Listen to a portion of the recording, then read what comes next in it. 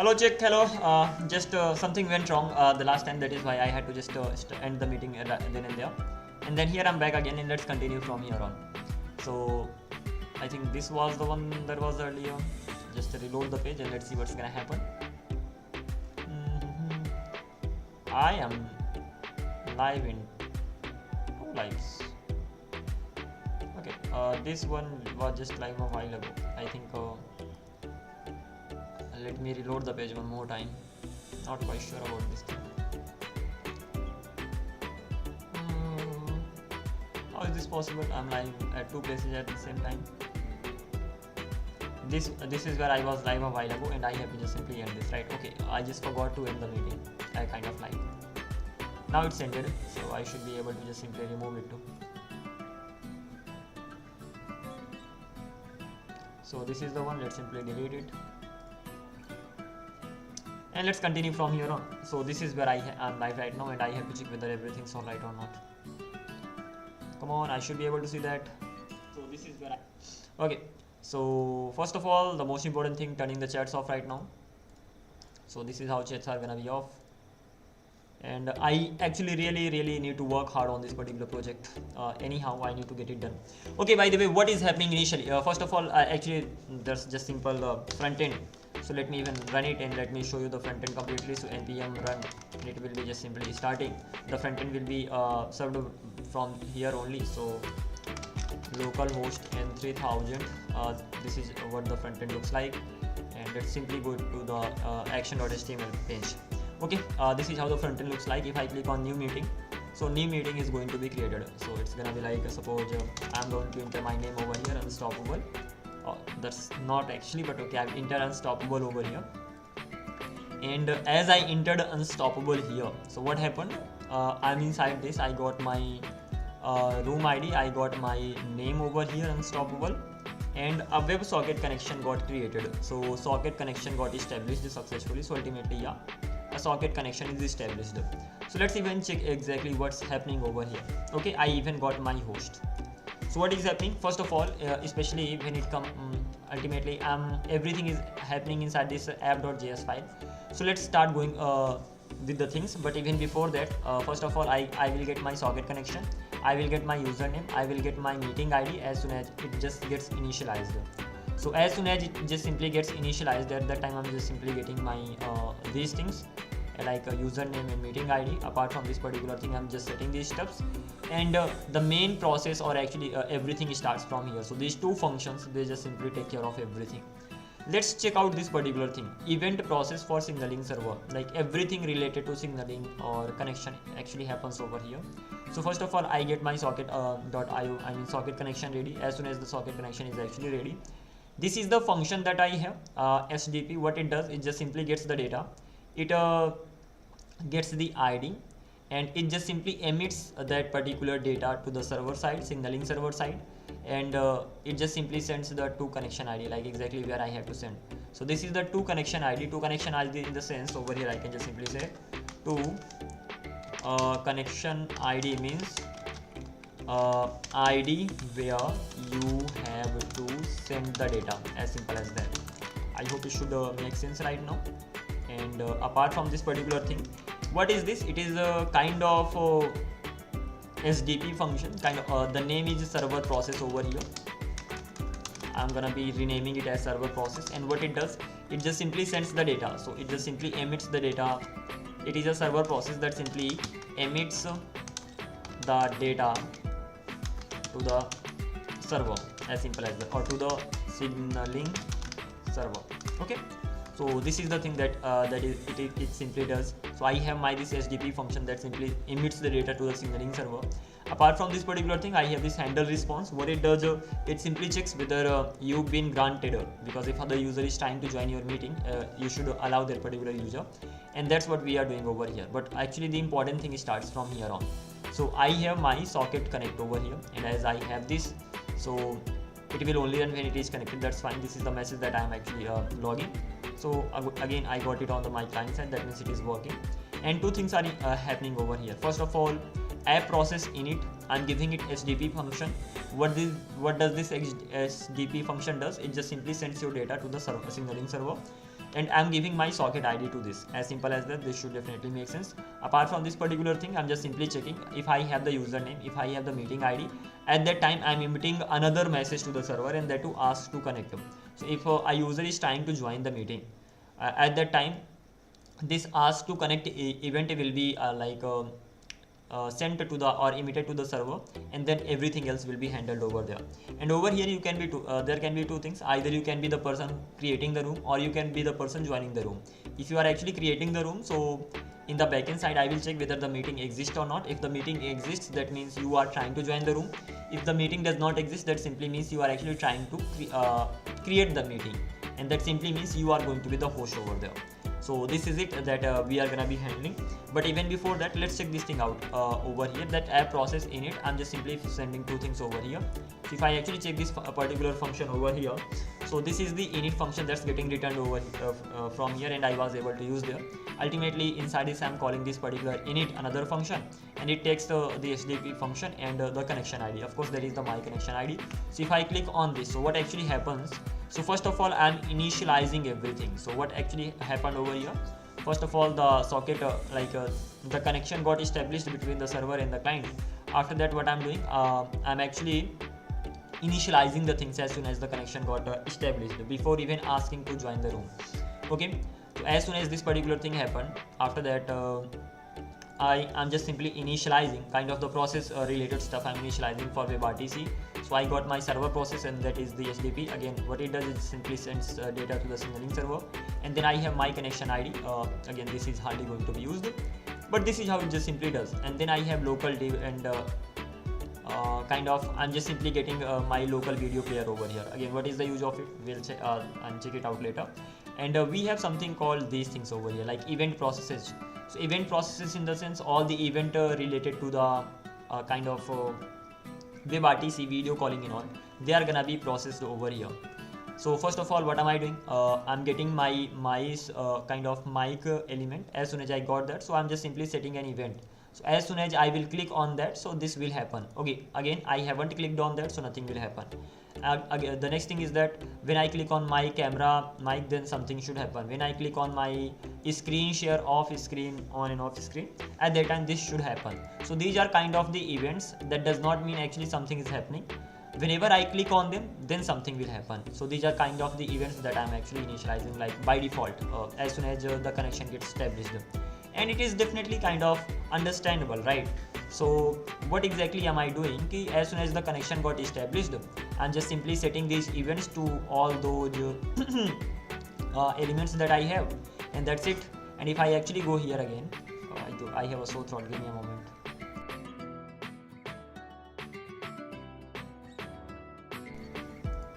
Okay, we can continue from here on. I have some clothes from here, so I can just simply have them as well. Let's continue.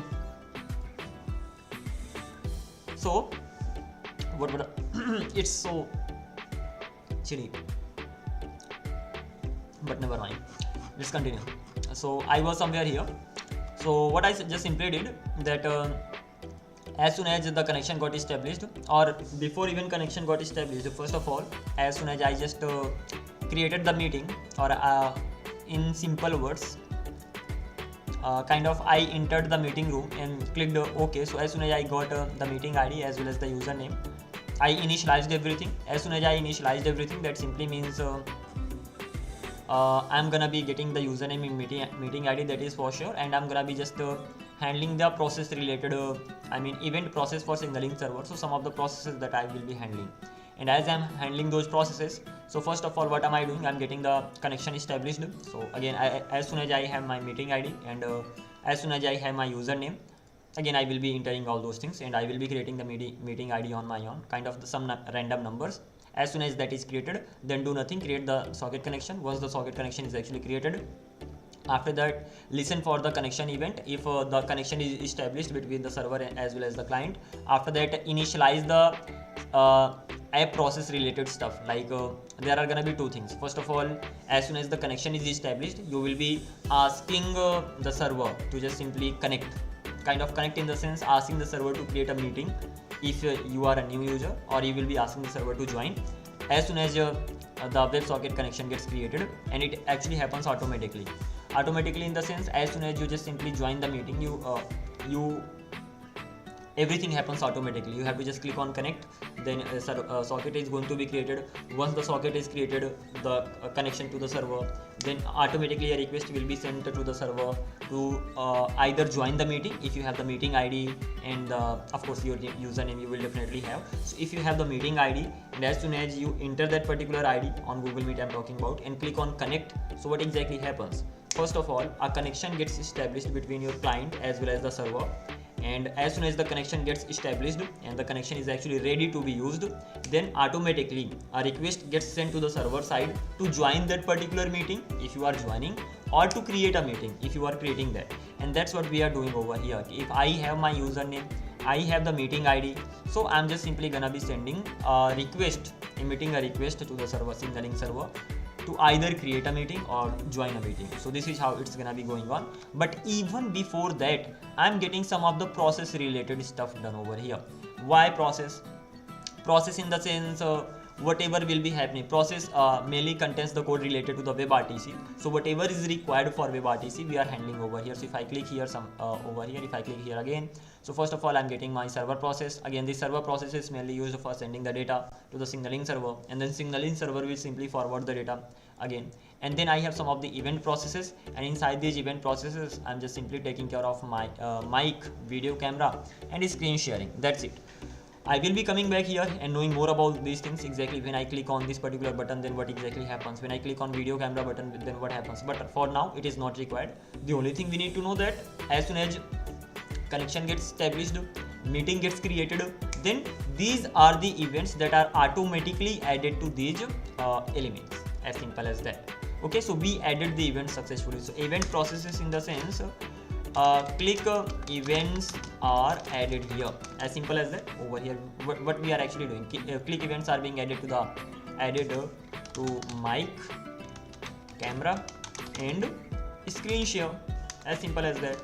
Screen share. I mean, this should definitely make sense. So over here, just events are added, and mainly click events are added. And what happens when we click on them, that's another case. We will be talking about that later. Okay, that's good right now. Let's continue from here on. As soon as the events got added, after that I'm just even getting this local div over here, and that is the local, I'm getting an element, local video player. That's fine. So this is where it actually gets saved. So I must have this local div over here, and it simply contains the local video player. So local video player. How am I gonna be getting this local video player? I will definitely have it here. So let's search local video player. It turns out I don't have that. Okay, I do have that, but this is local video player. That's bad. This should be local. Okay, never mind. What is the name over there? Let me check that name out again. So I mentioned it local here, and what is the name somewhere here? Just a sec. When I initialized it, so it was local video. What the hell? Let's make it local video player. This is actually insane. So I named it local video player. That simply means I need to come back here and I need to search local video player wherever that is. Local video player. Am I not gonna be getting it? Okay, I'm inside this. Let's search for that here. So I have it at one place. I am gonna be making it local video player. Okay, this is gonna be the name over here. And what am I actually gonna do inside app.js? I have my, by the way, this audio related stuff. Can I just collapse it? Yeah, I can. Thank you. Same I can do over here, and same I can do over here, so that it's easier to just simply hop here and there. So I have my local video, local div, and this should not be just local div, rather this should be local video player. Later I will be just simply changing. Or let's do one thing, Control F. I have this local div at 4 places. So what am I gonna be doing? Local video player. I'm gonna be replacing this name with a local div, right? Local video player, and I'm gonna be replacing everywhere. As simple as that. Okay, let's continue. So I have replaced this name everywhere. So right now this is actually a local video player. That name actually doesn't make sense, so that is why I just simply changed it for my own sake. I want to keep the thing simple. Okay, so this is the local video player that I have. Even I have assigned the value, like it does contain that particular element, so that particular element is assigned to this as soon as everything got initialized. And when everything gets initialized, whenever the socket gets connected, as soon as socket gets connected, I join the meeting, and when I'm inside the meeting, I'm just simply initializing everything. Even before joining the meeting, I'm just simply initializing all these things in advance. Okay, so event processes just simply does the job, local video player does the job, so we got everything covered here. And then what am I doing? I'm actually gonna send a request to join the meeting. What will happen when I'm actually sending a request to join the meeting? At that time, I may be the user creating the meeting, or I may be the user joining the meeting. If I'm the first user, then I'm gonna be creating the meeting. So as I'm just simply sending the request from here, so what exactly am I doing over here? First of all, socket connection got ready, and the connection got established. After that, I'm just simply emitting an event called ask to connect, and over here I'm just simply sending the username, the meeting ID. Two things are gonna happen over here. If I'm the first user, I will be creating the meeting and I will become the host. If I'm the second user, then of course I'm gonna be joining the meeting, I'm not the host. So at that time, these two things are gonna happen. So if I actually go to my server side, and if I check this thing out over here, so first of all, as once the connection got established, then what am I doing? I'm actually listening for this particular event. So socket.on ask to connect, I'm listening for this particular event over here. I'm going to get the data from the server side. Again, what all will I be getting inside the data? I will have what? I will have my username and I will have my meeting ID inside data. So this is how it's actually gonna be going on. These two things I will have inside my data, that's fine. Once I got these two things inside my data, after that I will check whether the meeting actually exists or not, right? So first of all, again, this user connections contains the data related to the meetings and all. This could actually have better name, I think right here, this could have a better name. So user connections, when it comes to this particular user connection, so it contains the connection ID, it contains the username, it contains the meeting ID and host. But this is user connections. I'm mainly talking about meetings over here, and I mainly wanna check whether the meeting exists or not. Okay, in that case, user meetings, can I say? User meetings will contain the information of the meeting, so it will have a meeting ID, it will have the connection ID in the sense, whose connection ID? Connection ID of the user. So is it a connection ID or user ID? Many things are missing. Okay, if I actually wanna name it better, let's take the help of ChatGPT over here. I mean, I'm okay with the naming, so I'm gonna be taking the help of ChatGPT. And what I'm actually gonna do over here, I will be just simply copying it and just asking the better name for it, because I'm not okay with this name. What would be the better name here? Because connections should be related to connection, but here it is about meeting. Works, but it sounds an array of connections, not participants, and that's what I was saying. Best participants or meeting participants. Connected users. If it is stored socket WebRTC connection info peer connection, it's specifically my recommendation, meeting ID, username, etc. meeting participants. So it will contain the information of the meeting participants. So let's go with this name, meeting participants. What will it contain? It will contain the information of the meeting participants. So yeah, meeting participants. It will have the information of the meeting as well as it will have the information of the participants. Fine. So what am I gonna do? Control F, and it's been used 25 times. So what I'm gonna be doing, I'm gonna be pasting here and I'm gonna be replacing it everywhere. So it's been replaced everywhere. Right now it became meeting participants. That's fine. And apart from this particular thing, I have host info over here.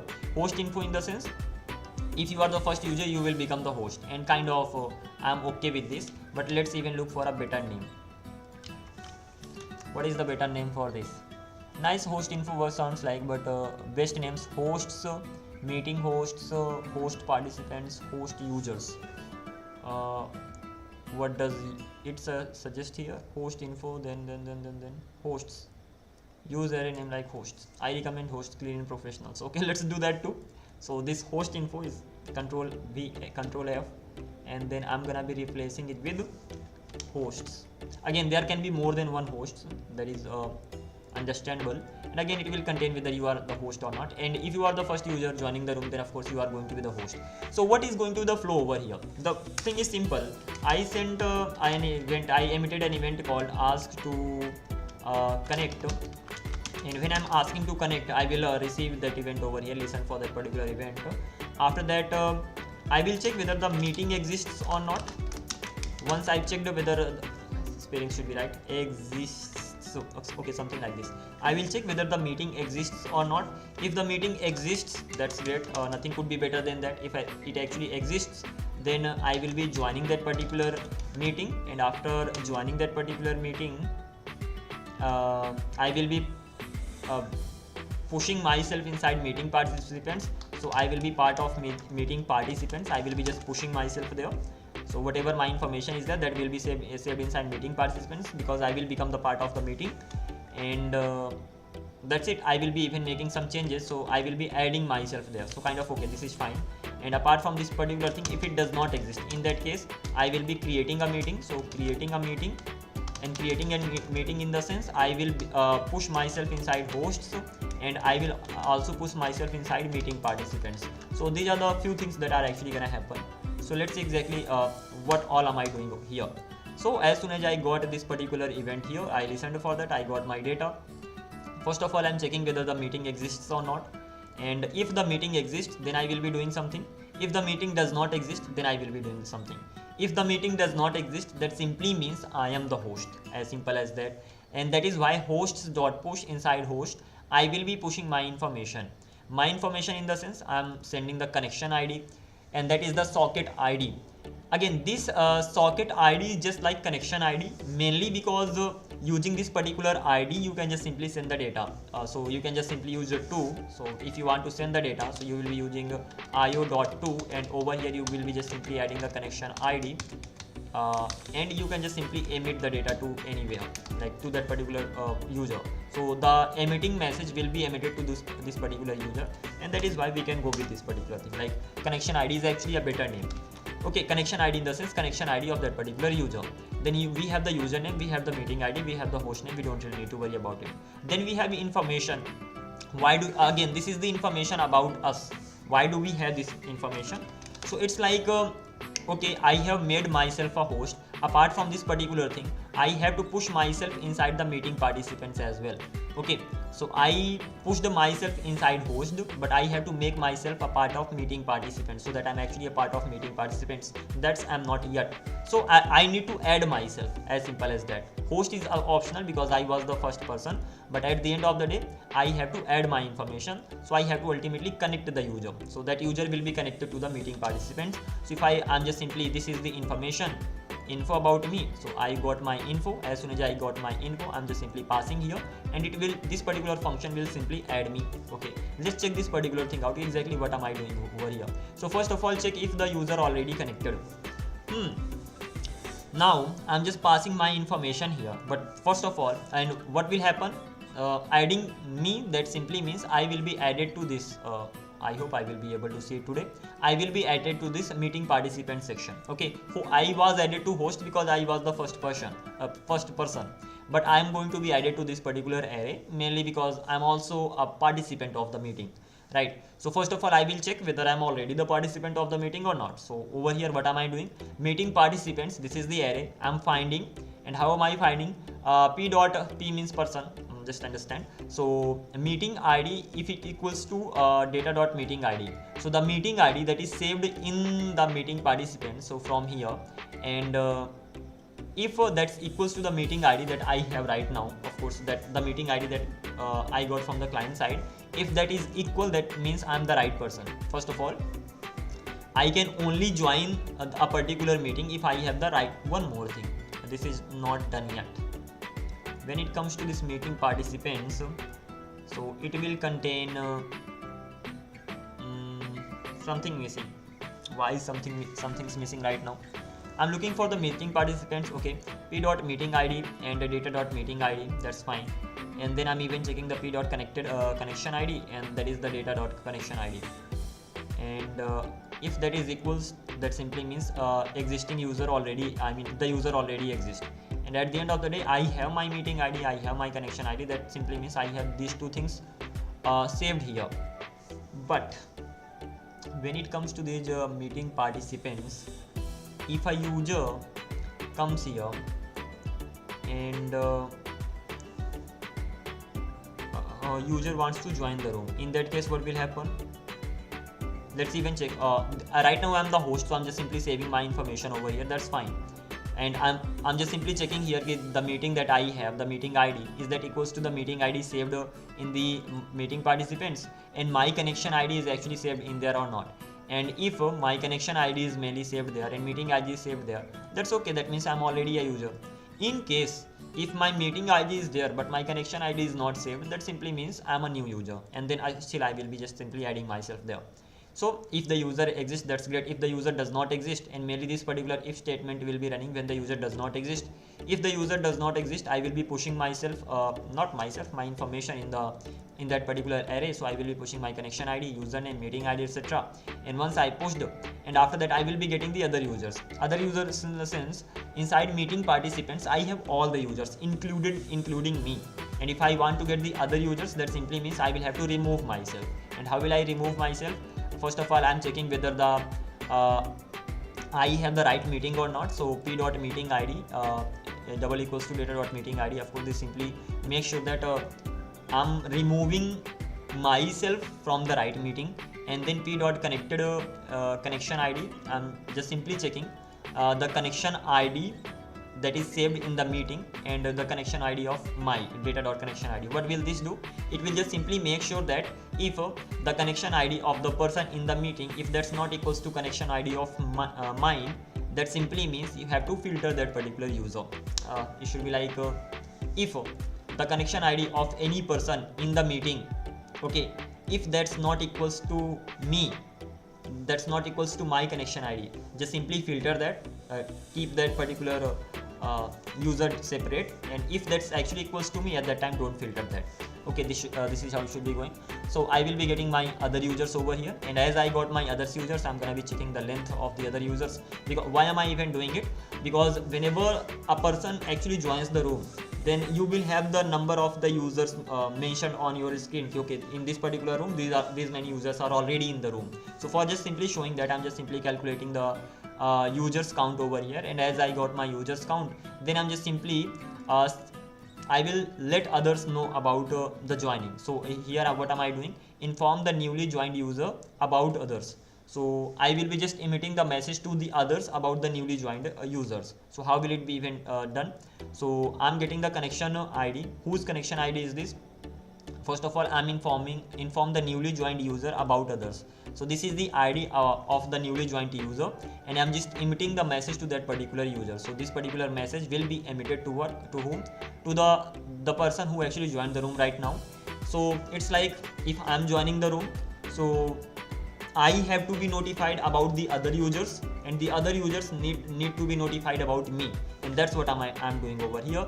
First of all, in this particular section, I am being notified about other users, and I'm just simply getting the information about other users. Again, why do I need it? Why do I need to be notified about the other users? So that I can just simply render them on my page. These are the users who are already in the room. Even if I'm joining the meeting right now, but I need to be clear, right? These many users are in the room, and that is why I need to be notified about the users that are already in the room, and then other users also need to be notified about me. So over here, what am I doing? From the other users, I'm getting the I'm getting their information, I'm getting the users, and once I have the users, I'm just getting their connection ID. Once I have the connection ID, I'm emitting my information to them. So if there are 10 users, I'm gonna be sending my information to all those 10 users that okay, I have joined the room. So what am I doing? Inform others about me. That's fine. I'm using the ID of others, and that is why I'm using this for each loop over here, so that sequentially I keep getting the connection IDs of all those users, and I keep emitting the messages. Okay, then what am I emitting from here? I'm emitting the username, I'm emitting the connection ID. Again, whose username? This is my username, this is my connection ID, and this is the users count. You already know. Why is it even needed? This is needed so that other people can know about me. Okay, this is the user who joined the room, this is the connection ID of that particular user, so that if they want to send me some message using this particular connection ID, they can send me the message. As simple as that. Okay, so this is how I'm just simply gonna be going ahead, and this is how things are actually done here. And once all these things are done, I'm just simply logging the values and all, and that's it. So what is actually happening over here? I'm joining the meeting. Okay, and one more thing that is really important to be kept in mind. Inside meeting participants, I can have many objects like this. So this is the first object, suppose I have, then I will have another one, then I will have another one, and this way I can have many objects. And right now all the meetings are gonna be in the same array. So this is only one array that I have, and inside this particular meeting I will have all the meetings. There could have one more way. There could have been one more way. My meeting ID could have been the key, and inside that particular key I could have had all the users connected. It's all about how you want to save your data. Right now I'm gonna be having all the meetings, or the same meetings I must say. So meeting ID is going to be the same in many objects, and just the connection ID is gonna be changed. So on the basis of the meeting ID, first of all I will find how many meetings I have using the same meeting ID. That simply means then I can calculate the number of users connected to that. So it will contain many meetings, and the only thing will change, that will like socket, this connection ID will change every time, because there are gonna be different users. This meeting ID will not change that frequently, but will change. If there are two separate meetings, then meeting ID will change. But if there's only one meeting, then the meeting ID will always be the same. Only connection ID is going to be changed, and username is going to be changed. So this is how it's actually gonna be going on, and that is why I just got stuck initially. I was just thinking how it can be organized. So this is one of the ways. What could be the another way? The another way could be what you will do. You will actually make your meeting ID a key. Okay, so this meeting ID will become a key, and inside that you will have your connection ID. Not like this.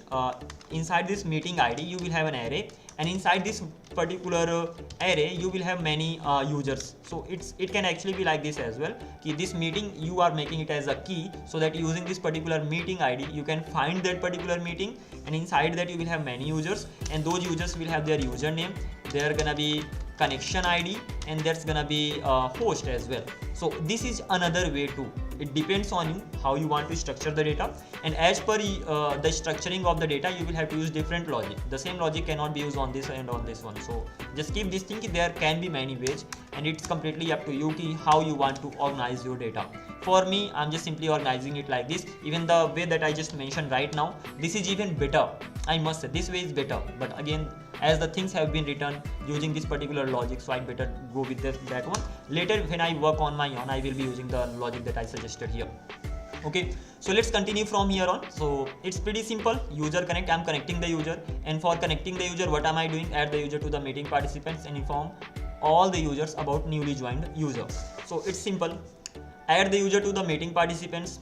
I added the user to the meeting participants, and then I informed all the users. Informed all the users in the sense everybody about the newly joined user, and inform newly joined user about others. We are doing both the things. First of all, we are informing others about me, and then informing myself about others. We are just simply emitting the messages and all. So this particular thing is done. Okay, and this is how I'm just simply emitting. So if I'm the first person creating the room, so that simply means I am the host, so I'm pushing myself inside host. I'm getting my information, and I'm simply connecting myself to the meeting participants. Once I'm connected, I'm notifying everybody, okay, I got connected and all, I'm part of the room. And apart from this particular thing, if I'm the second user joining the room, I'm not the first user.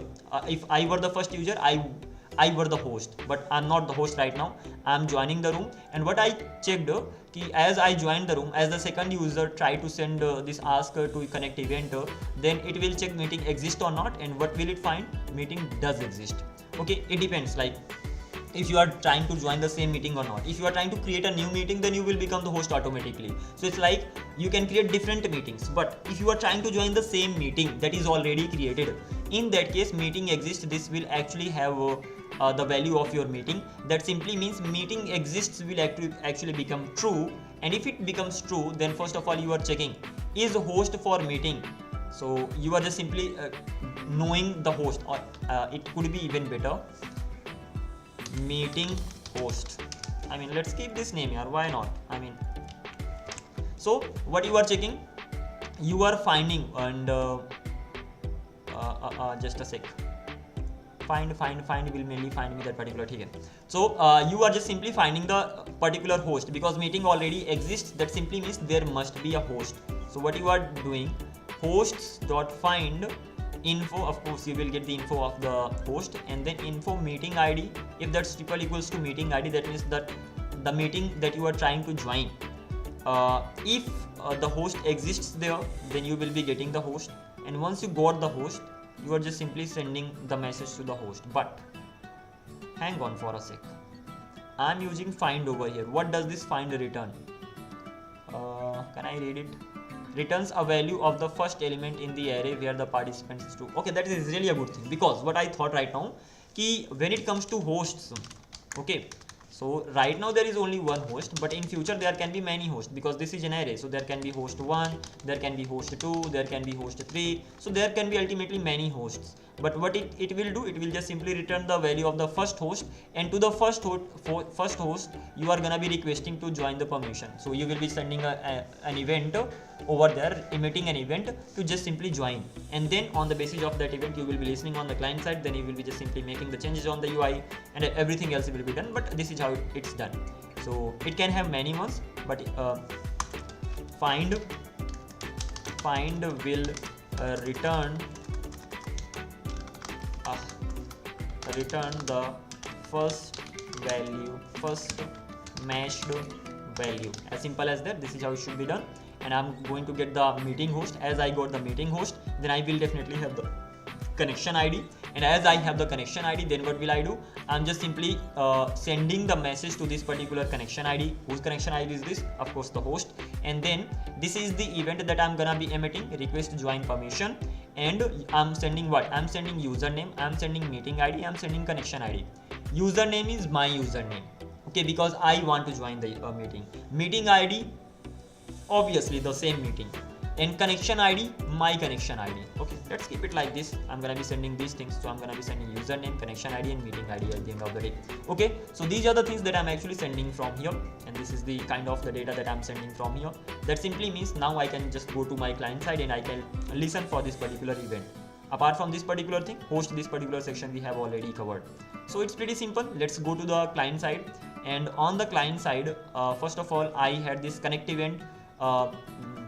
Once the connection got established and it got connected, then I sent ask to connect. Then there are two possibilities over here. If I'm the first user, I will be creating the room. Okay, kind of meeting is created. I became the host, and I will have to add myself in the participant section as well. This is the first thing. If I'm the second user is actually trying to join the room, that simply means meeting will already exist. That simply means I will send, first of all, I will find the host of the meeting, and once I found the host of the meeting, then I will get the connection ID. Once I got the connection ID, I will emit a message to that particular user. That simply means I will send a message to the socket, like meeting host, allow me, I want to join your meeting and all. So this is what will be happening. And right now I'm listening for this particular event. Not only I everybody will be listening for this particular event. A request join permissions, whoever joins the room, the meeting, this particular event will be event will be subscribed to all, or everybody will be listening for this particular event, but the message will only be sent to the host, and that is why only this particular event will be triggered on the host side. So though everybody will have this event listening for the request to join permission event, but at the end, as you are using host ID over here, that simply means this particular message will only be sent to the host. So everybody will have this particular event listener listening for this particular event, but it will only get triggered on the host side, on host's browser.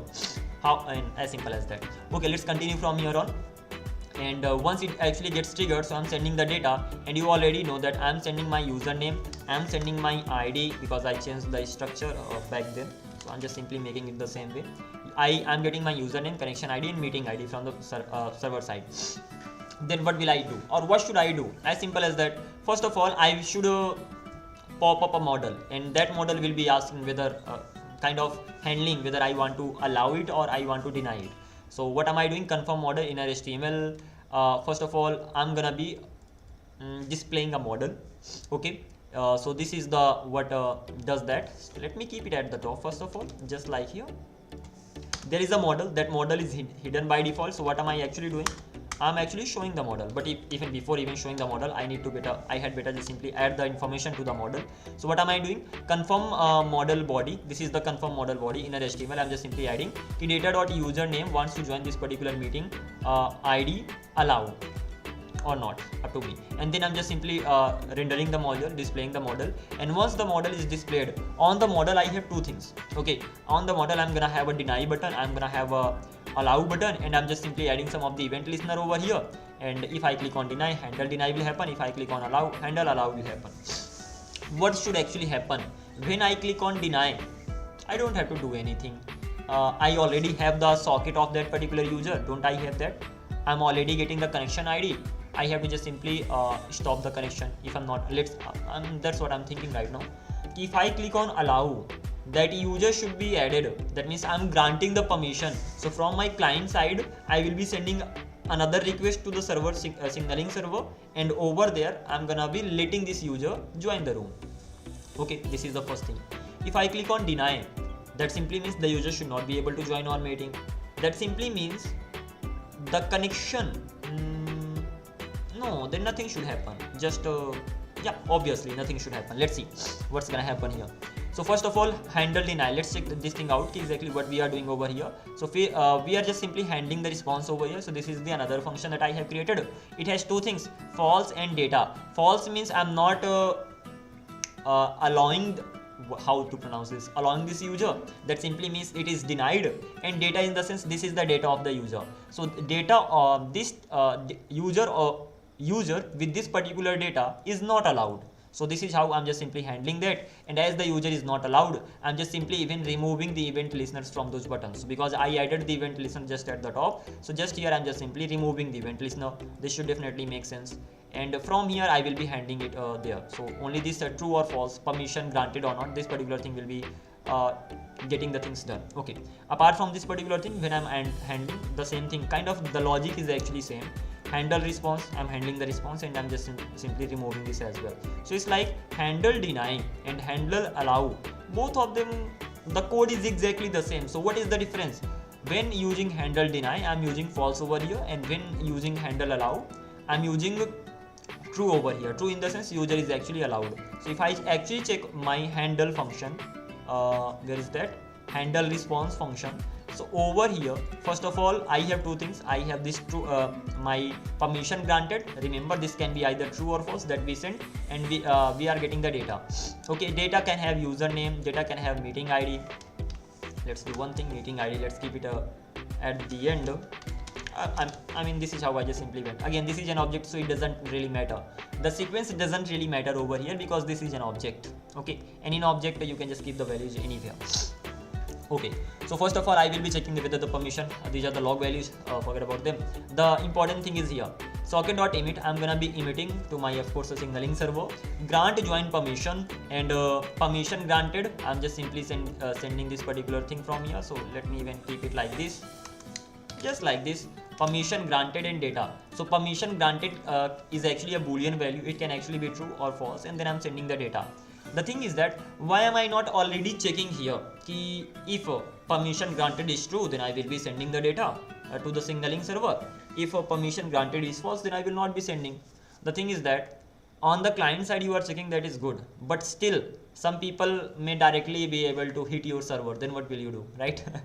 Okay, on the client side you can just simply use if else statement over here, and you can send the this particular event, or you can emit this event only when it is true, otherwise you will not emit. But what if some person is directly hitting your server and it is actually making the permission granted to by himself?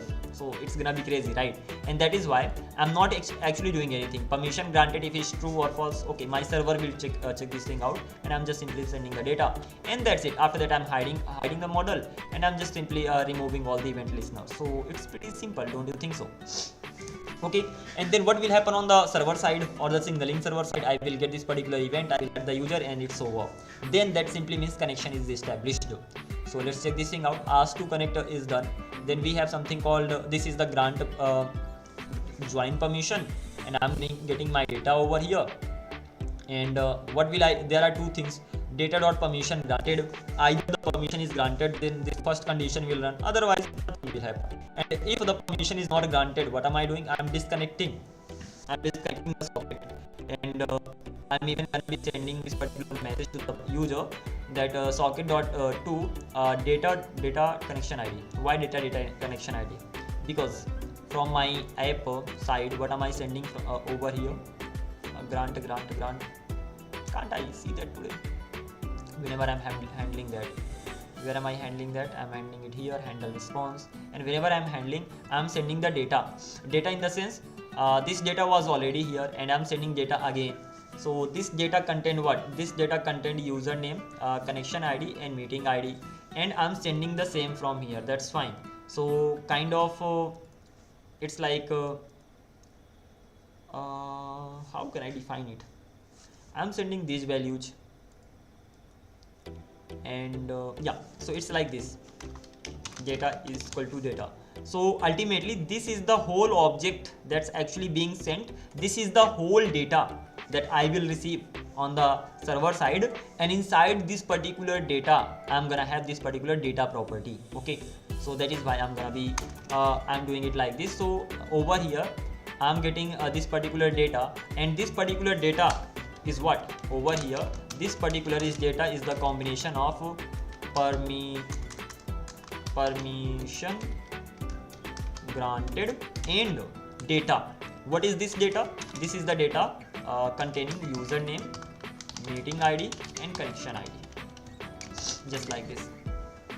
So I have two things inside this particular main object. I have another object this is the main object, and inside that object I have permission granted and I have my data. If you have a look at this, that's what we are doing over here. I have permission granted and I have my data. And what is this data? This data is username, connection ID, meeting ID.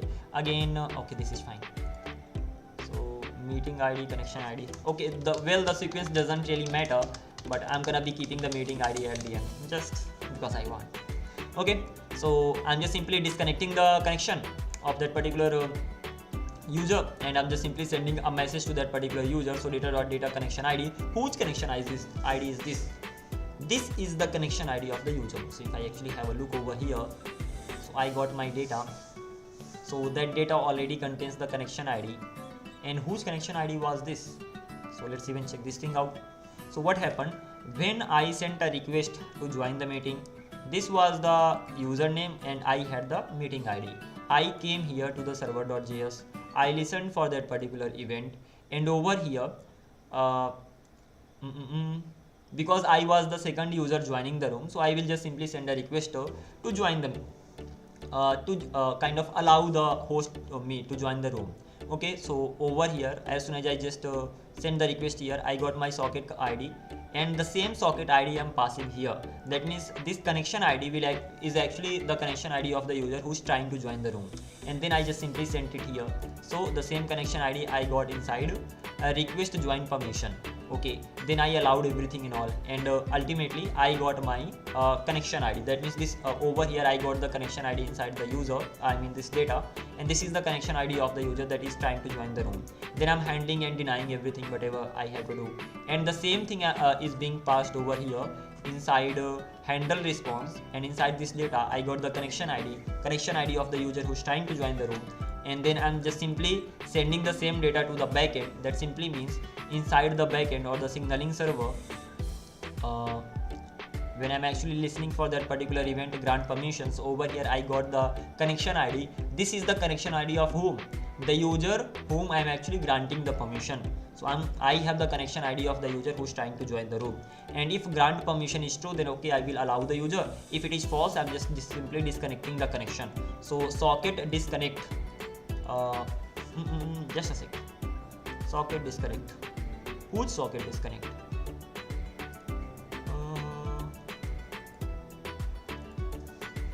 Just a sec. Whose server is? I'm confused right now. Just a minute.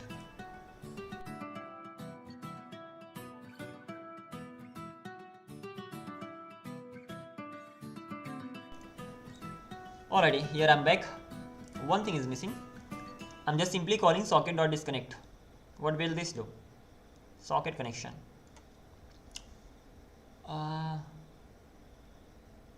Socket. First of all, socket to that particular user I'm sending it, that's fine, and emit permission denied. Why am I disconnecting socket? Socket.disconnect. Whose server is this? Whose socket is this? The most important thing is this. Okay, if I write socket.id, so whose socket ID will I get here?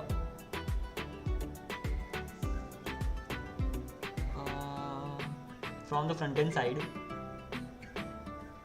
I have this particular socket, grant join permission. Who is granting the permission?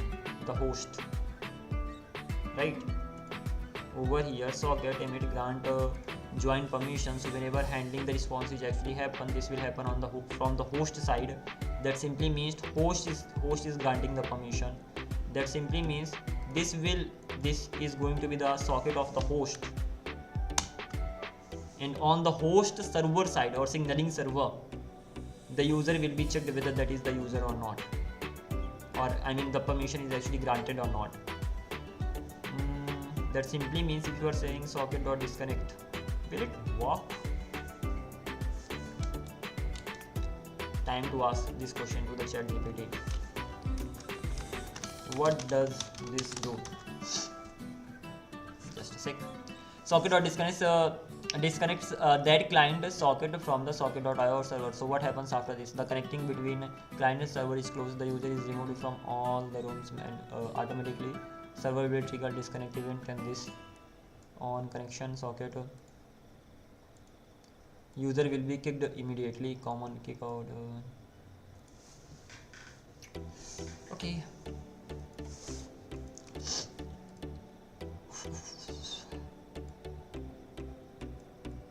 Let me give this code to the chat GPT. Do you think socket.disconnect should be used here? Because ultimately it's being grant permission, grant permission, what is that? Grant permission, grant join permission. Grant join permission is being emitted from the host side. Let's see. Good question. And no, socket.disconnect is not correct here, at least not in this code. So because this listener is running on the host socket, the socket on grant join permission. So if the permission is denied, socket.disconnect, you will disconnect the host, not the user who requested to join. So correct approach. Socket to data connection ID and permission denied. On the user side, socket on, permission denied, socket.disconnect. Disconnect from the server side. So IO sockets, then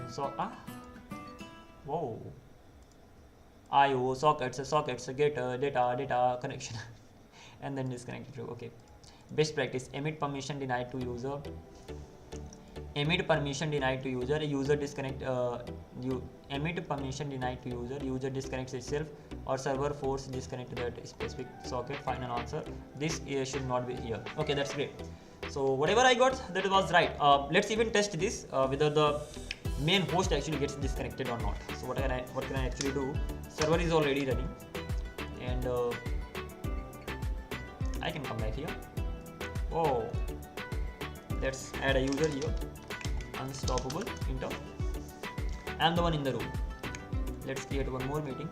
Let's come back here, keep it on the left side, keep it on the right side, keep it like this.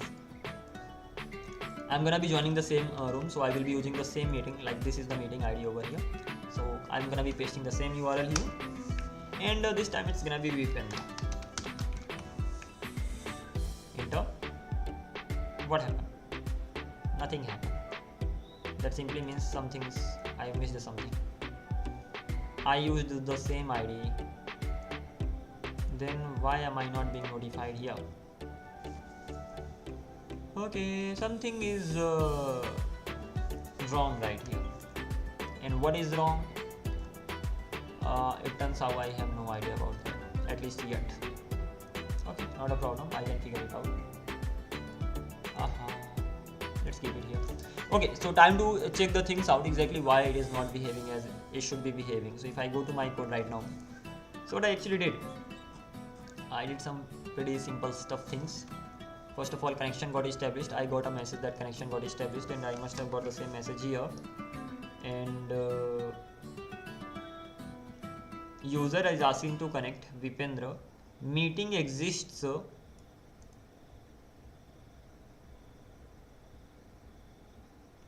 Meeting already exists. That's okay. And connection ID is this user. Just a sec.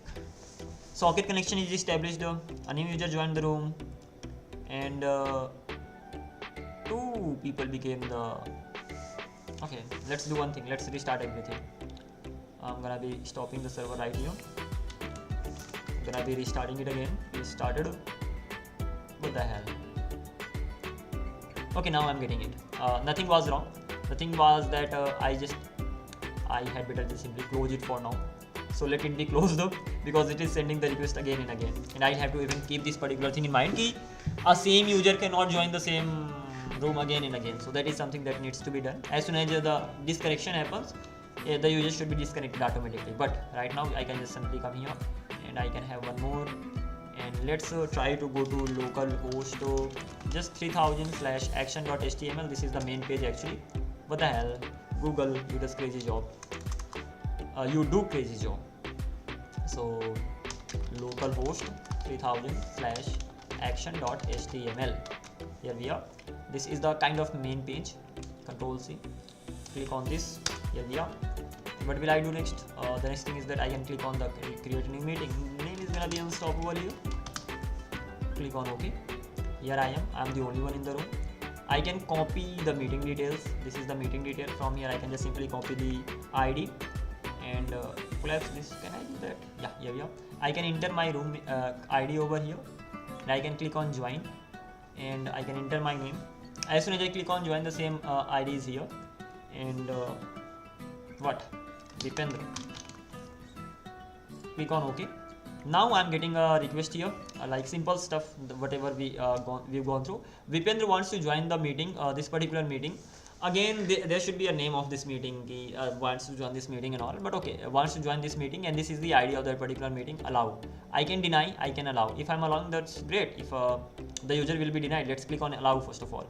So as soon as I actually allowed, there are 2 users inside this. So I'm even getting this. Okay, there are 2 users, and even on the second side, I'm getting there are 2 users. I'm not sure whether I will be able to send the messages. There will definitely be some errors. Turns out, yeah, there are errors. Message is being sent. It's not like message is not being sent, but it's not being displayed here. So definitely there are a lot of bugs. I have to fix them, but don't worry, that can be fixed soon. Ultimately, this is what that's working. I can just simply click on this. I can just leave the meeting, and the same thing can be done over here. As soon as I left the meeting, am I getting the disconnection message? Yes, I am getting the disconnection message. After that, what can I do? I can come back here again. I can click on the join meeting, enter the name, VIP just enough, copy the meeting link, paste the same meeting link here, enter it, and unstoppable is gonna be here, enter here, allow, no, deny. What happened? I denied the user and disconnected.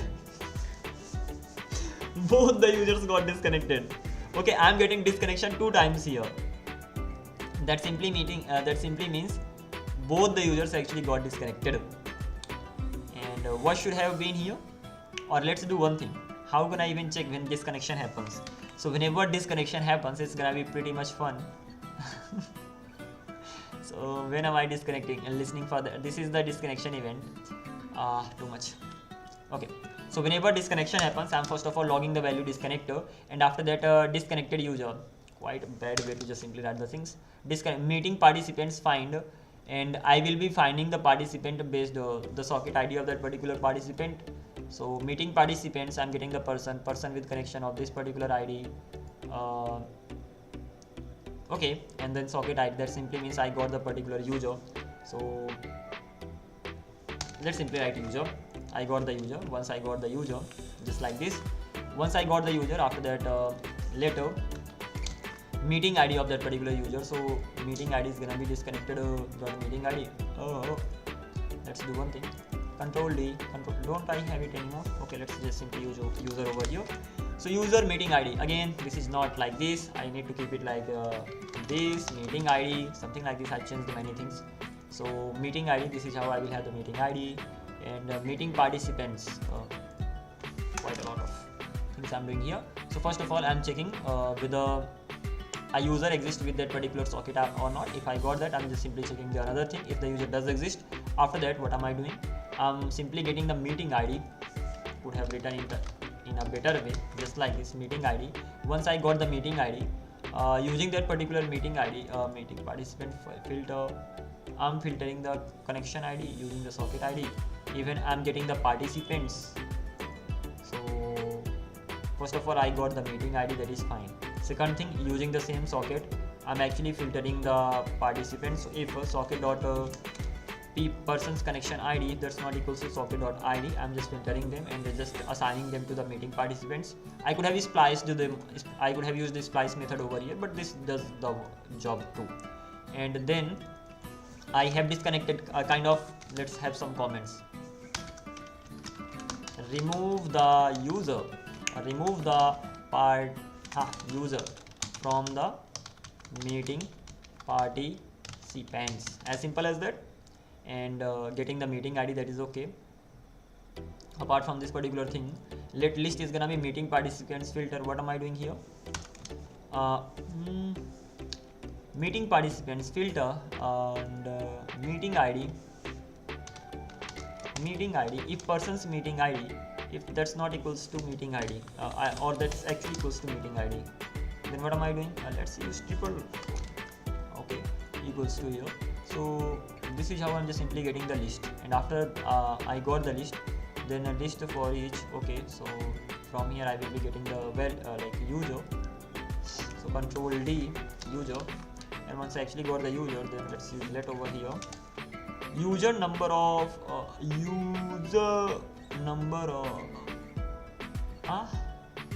what am I doing? First of all, getting the length. Okay, after I got the length, meeting participants dot length. So after that, socket.io to this connection ID. Connection ID. Inform other about disconnected user. So let's do one thing, bro. Users count. Can I keep it like this to make it simple? And once this is done, why do I need to count it again and again? Let's keep it here. Seriously.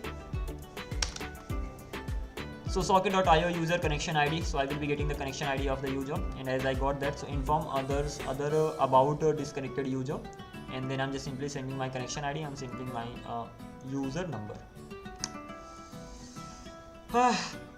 Whoever wrote the code added really good functionalities, but the writing way don't have any words. I mean, if you are writing the code, it should follow a structure. The same structure should be followed everywhere. And if that's not being followed, it's gonna be really hard to understand the code. Users count. So I'm just simply sending the connection ID from here, and that's gonna be the connection ID of the. Just a sec. What am I doing? Got the user. First of all, check whether the user exists or not. Again, disconnected method. That's fine. And After that, check whether that the user exists or not, and after that, if the user does exist, then check getting the meeting ID of that particular user. User.meeting ID, that's fine too. After that, I'm removing that particular user. Once I've removed that, then I'm getting the list of whom, a list of whose meeting participants filter, and I'm gonna be filtering the participants based on the meeting ID. Then I'm gonna be list, or I can say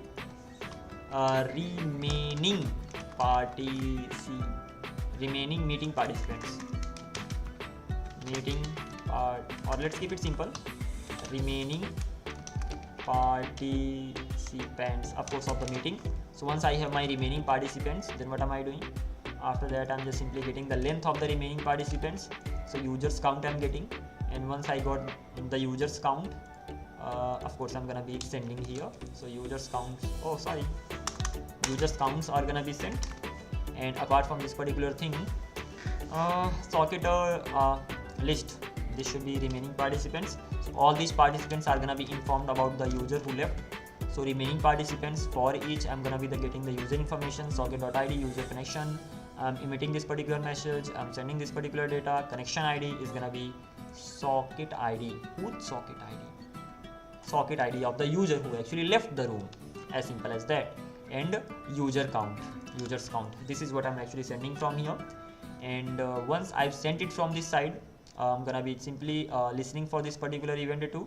So where is that? Inform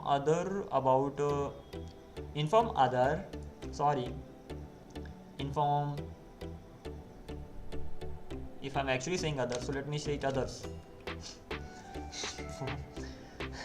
Inform others about disconnected user. So inform others about disconnected user. And okay, so first of all, what am I doing? Data connection ID. First of all, from this data I will be getting connection ID like this, and I'm just selecting that particular connection ID and removing that. What was this? This was templates ID. So whenever I added the user, so if I go to my index.html, so whoever user was added, so the template ID I made that connection ID. How can I check this? Left a video container, more to be appended video information. So this is where I am.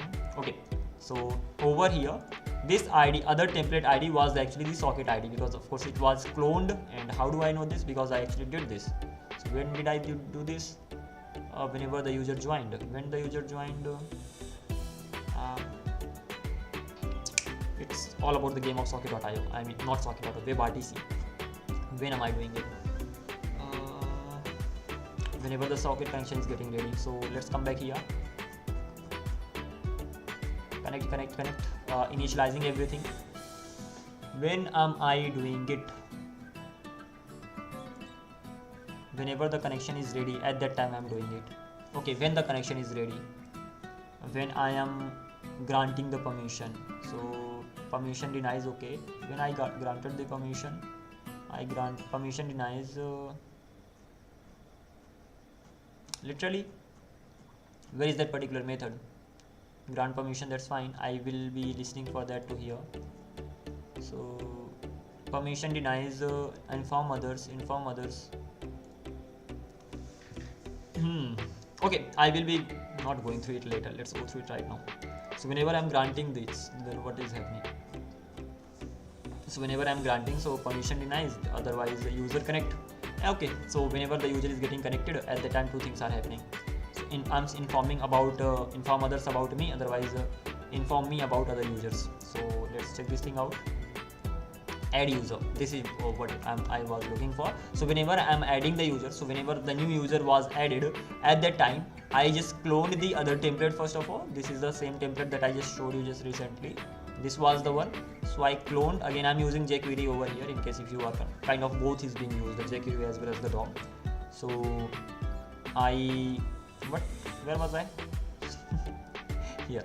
So first of all, I cloned, that simply means I got the whole div and everything inside the div, and after that I just simply changed the ID. And what was the change the ID, that was the connection ID. So whatever the connection ID of the user I had, the same became the ID. So earlier the ID was the other template, then the ID actually became the connection ID, and that is why whenever the user leaves, I'm just looking for that particular ID, as simple as that. So whenever the user left, so when the user left, whenever the disconnection happened, when did the disconnection happen? Over here. So first of all, I'm selecting that particular element, and then simply I'm reading participant count. I'm just simply changing the data. I got the connection ID, I got the users count. So I'm just simply changing the users count from the participant count and participant. Let me just do one thing. Control C, Control V. Here we are. So after that, hashtag participant data connection ID and remove. What does this mean? Participant. Come back here inside this particular div, because this was the div that I actually cloned. So I'm mainly gonna be looking for the IDs. I hope I will find some of them, and it turns out I did not find them. So these video tags actually had the IDs, and the video tags I actually am removing. So at least here I cannot see anything. So I will have to go to where? I will have to go to apps, and inside apps I will have to go to add. Where is that? Add user. This is not here. This is not even here. So that simply means that should be at the top. At the top. I don't even have that here. So when, okay, here it is, add user, and where am I? It is inside what? It is inside my okay, just tell me. Let me have a look at all of them first of all properly. Add user is actually at the end of the day. I mean at the end of the file. So that is why I was unable to find that. And inside the add user, I have participant somewhere, right? So this is the other user. First of all, I replaced this. After that, I have my video plus connection ID, audio plus connection ID, and hand image. So hand plus connection ID. What about the participants? Then I just simply added that. That simply means this is not the one I'm talking about. Then what else? Participants count. Then there's another thing, in call wrap, and inside this I have my connection ID, and here it is. So what am I showing over here? In call wrap, that simply means under participants in HTML. So under participants, these are the number of the users ultimately, and I have this particular ID over here. And once I have the ID over here, so what even am I showing? Other user. Too much. Why am I having it here? It is kind of the information about a user. So what am I talking about? This is the user I'm talking about. There's no user here. This is one of them. So this is the user, and everything related to this particular user is being shown here. And using participant and ID, I have the ID of this user, and I'm gonna be removing this too. So I'm gonna be removing the video related information from the main screen, and then I will be removing the user from here as well. And that's why I have that particular participant plus the connection ID. Okay, and if I actually go back where, it's hard to even memorize where was I, where do I have to go. So I was working with disconnection in the sense over here. So I just removed that particular user as well. So I can just simply have some comments. Remove participants from the chat section. As simple as that. Or from the remove participant from the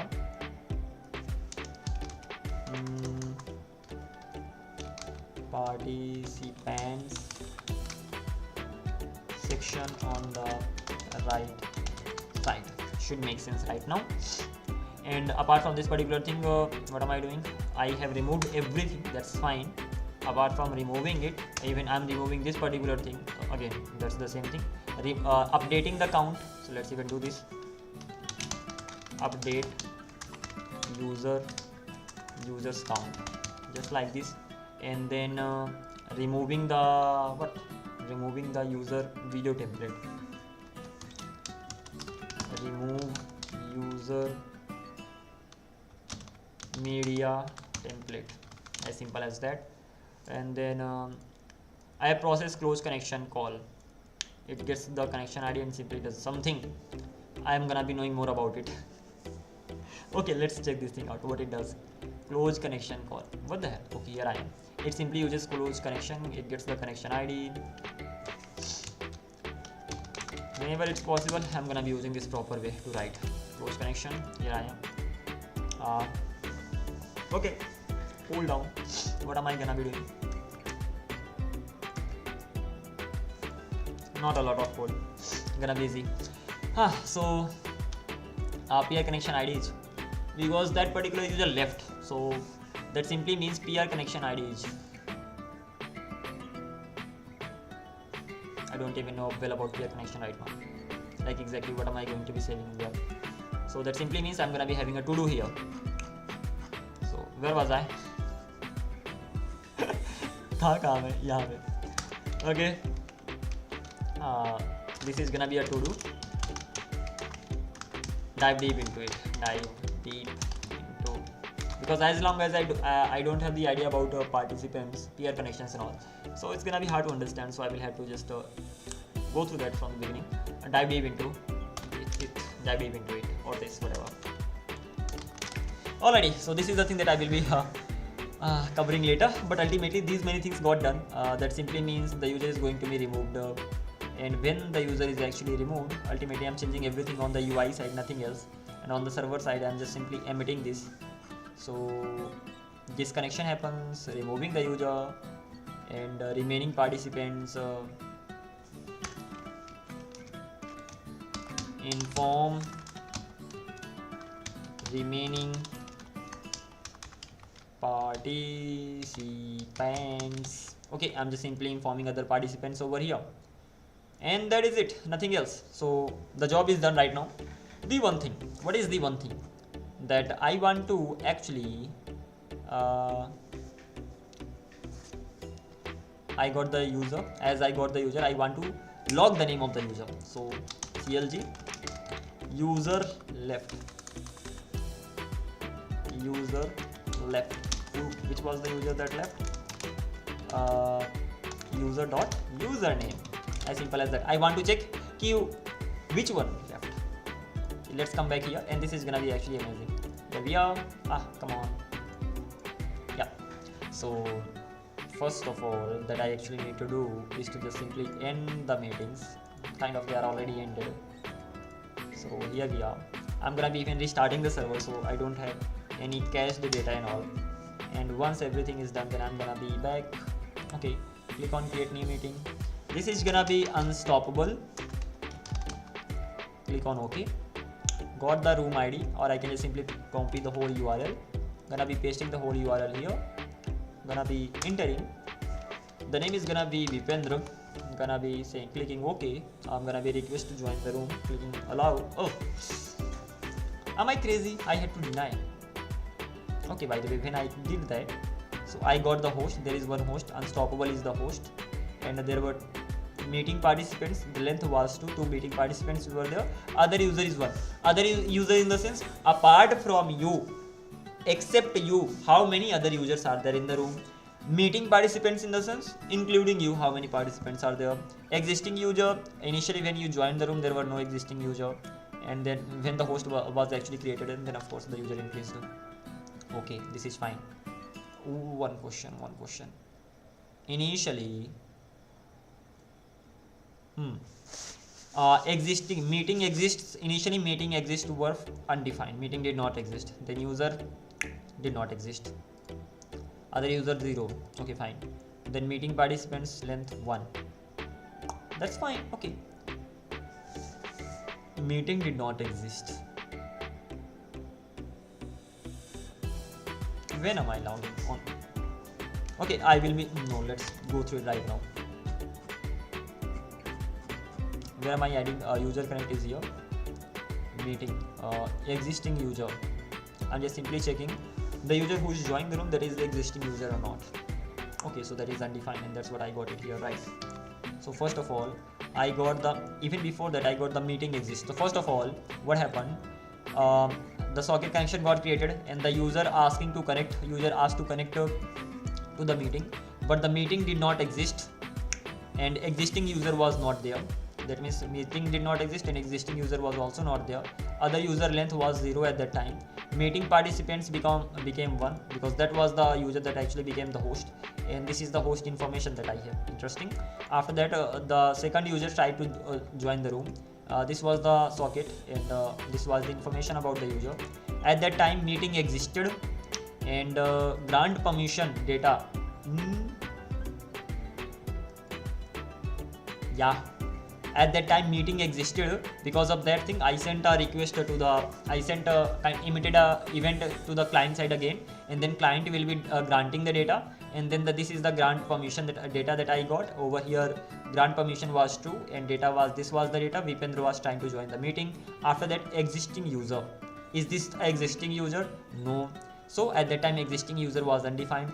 Other users length, at that time it became 1 because of course a new user joined. Meeting participants became 2, and host was the only one. Great job. By the way, not existing user. Are you existing user? Let's name it. Are you existing user? Question mark. Then this will be telling. Okay, so far so good. What else? Where was I earlier? It's not like I forget the things. It is like there's a lot of code here. So I was just simply talking about the disconnection. So right now I should be able to just simply check this thing out. So let's simply stop everything right now. I'm gonna be, before even restarting everything, I hope I've left everything. Leave it.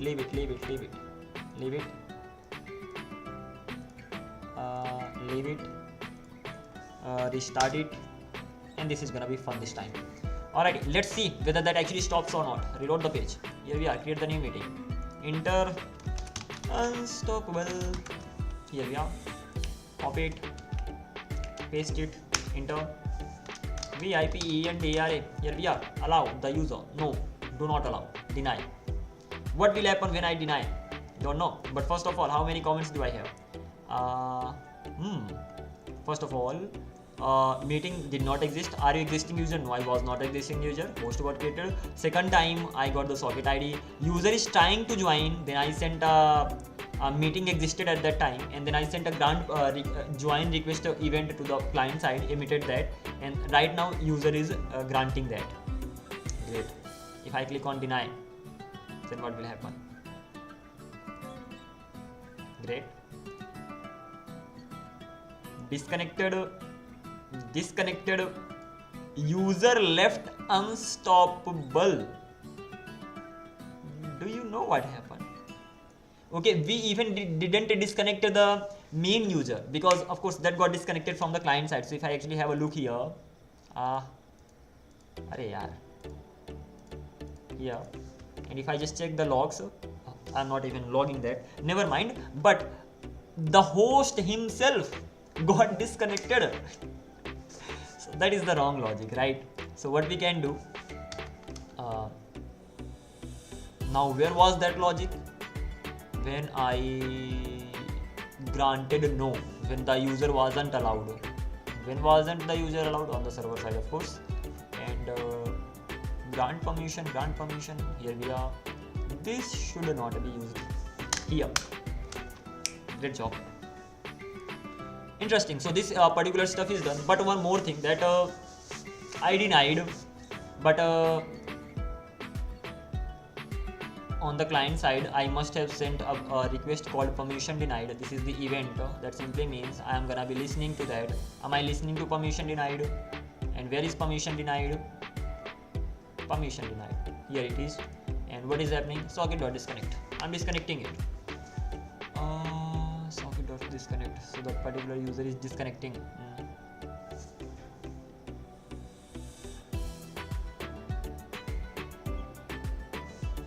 One more thing. Window dot location. Arey yaar, ho ja. href is gonna be. Yes, I hope I'm right here. /action.html. Is this gonna be like this? Don't know. Have no idea. I did it a while ago somewhere. href. I'm actually converting. What is href by default? Let's even check this thing out. So if I actually come here, go to here, and window dot location dot href. Href is the whole URL.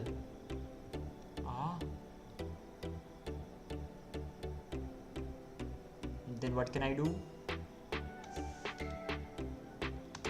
Window dot location dot href, and if I'm actually giving it action dot html, here we are, it worked. But why did this work? Don't know. Okay, let's do one more thing. Window dot location dot sear search. So I'm getting this thing. If I assign the value action dot html, it is not working.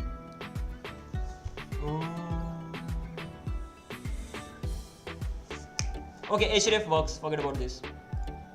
Okay, href does work. That simply means this particular thing is gonna be working over here. It kind of simply changes the path. So by default href provides the whole URL, and this particular thing just simply changes that, as simple as that. Let's give it to ChatGPT. I'm not convinced though yet. Why does this work? So because window is the browser's current URL, so window location, you are basically telling the browser go to this new page, so the browser immediately navigates to http your domain action.html, then http localhost action.html. So why does this action work? Because the slash means root of your website or server. Wow, slash means root, got that? So it searches this. If I did not use slash, then it would not work. Let's check this thing out too. Here we are. Window dot location dot href. If I just simply say action dot html, yeah, did not work. So only when I add a slash over here, it works. Slash means the root. Still not working. Sorry, the spelling is wrong. Let's remove this. Let's come here. It worked. My bad. I thought it would not work, but it worked. Okay. So slash works root of your website. So what happens internally? Browser sends a new HTTP. So browser sends new HTTP request to the server. Server returns the HTML file, reloads this. That's fine. Window.location assign action or HTML, same behavior, replace HT, no backwards compatibility. Yeah, that's right. So I have these options as well. I can just simply assign a new file over here. One more thing. Why does this work then? This. Why does this work? Because action.html is a relative path.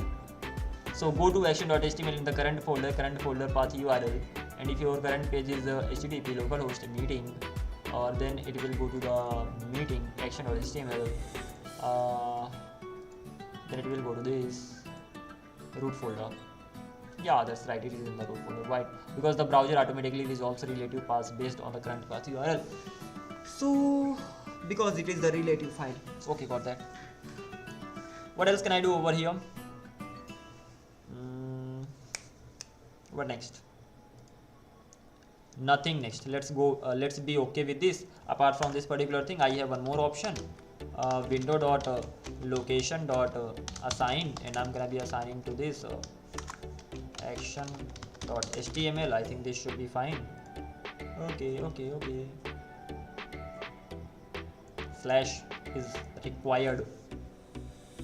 Just like this, I'm gonna be even checking whether it actually works or not. Whenever I disconnect the user, this is how I'm gonna be going ahead. Permission denied. If I deny the permission of the user, that should be redirected there. Okay, fine. Let's go. Check this thing out. So where am I supposed to be? Here I am supposed to be. Let's click on this. Come back here, and I can click on this. Similarly, I can go back here. What the hell?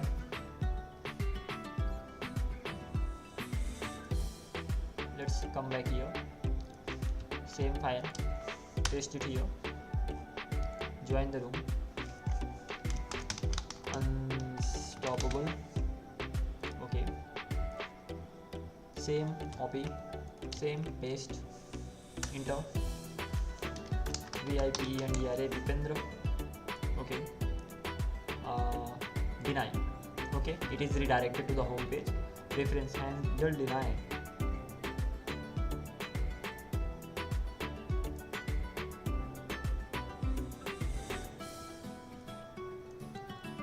Handle deny is not defined.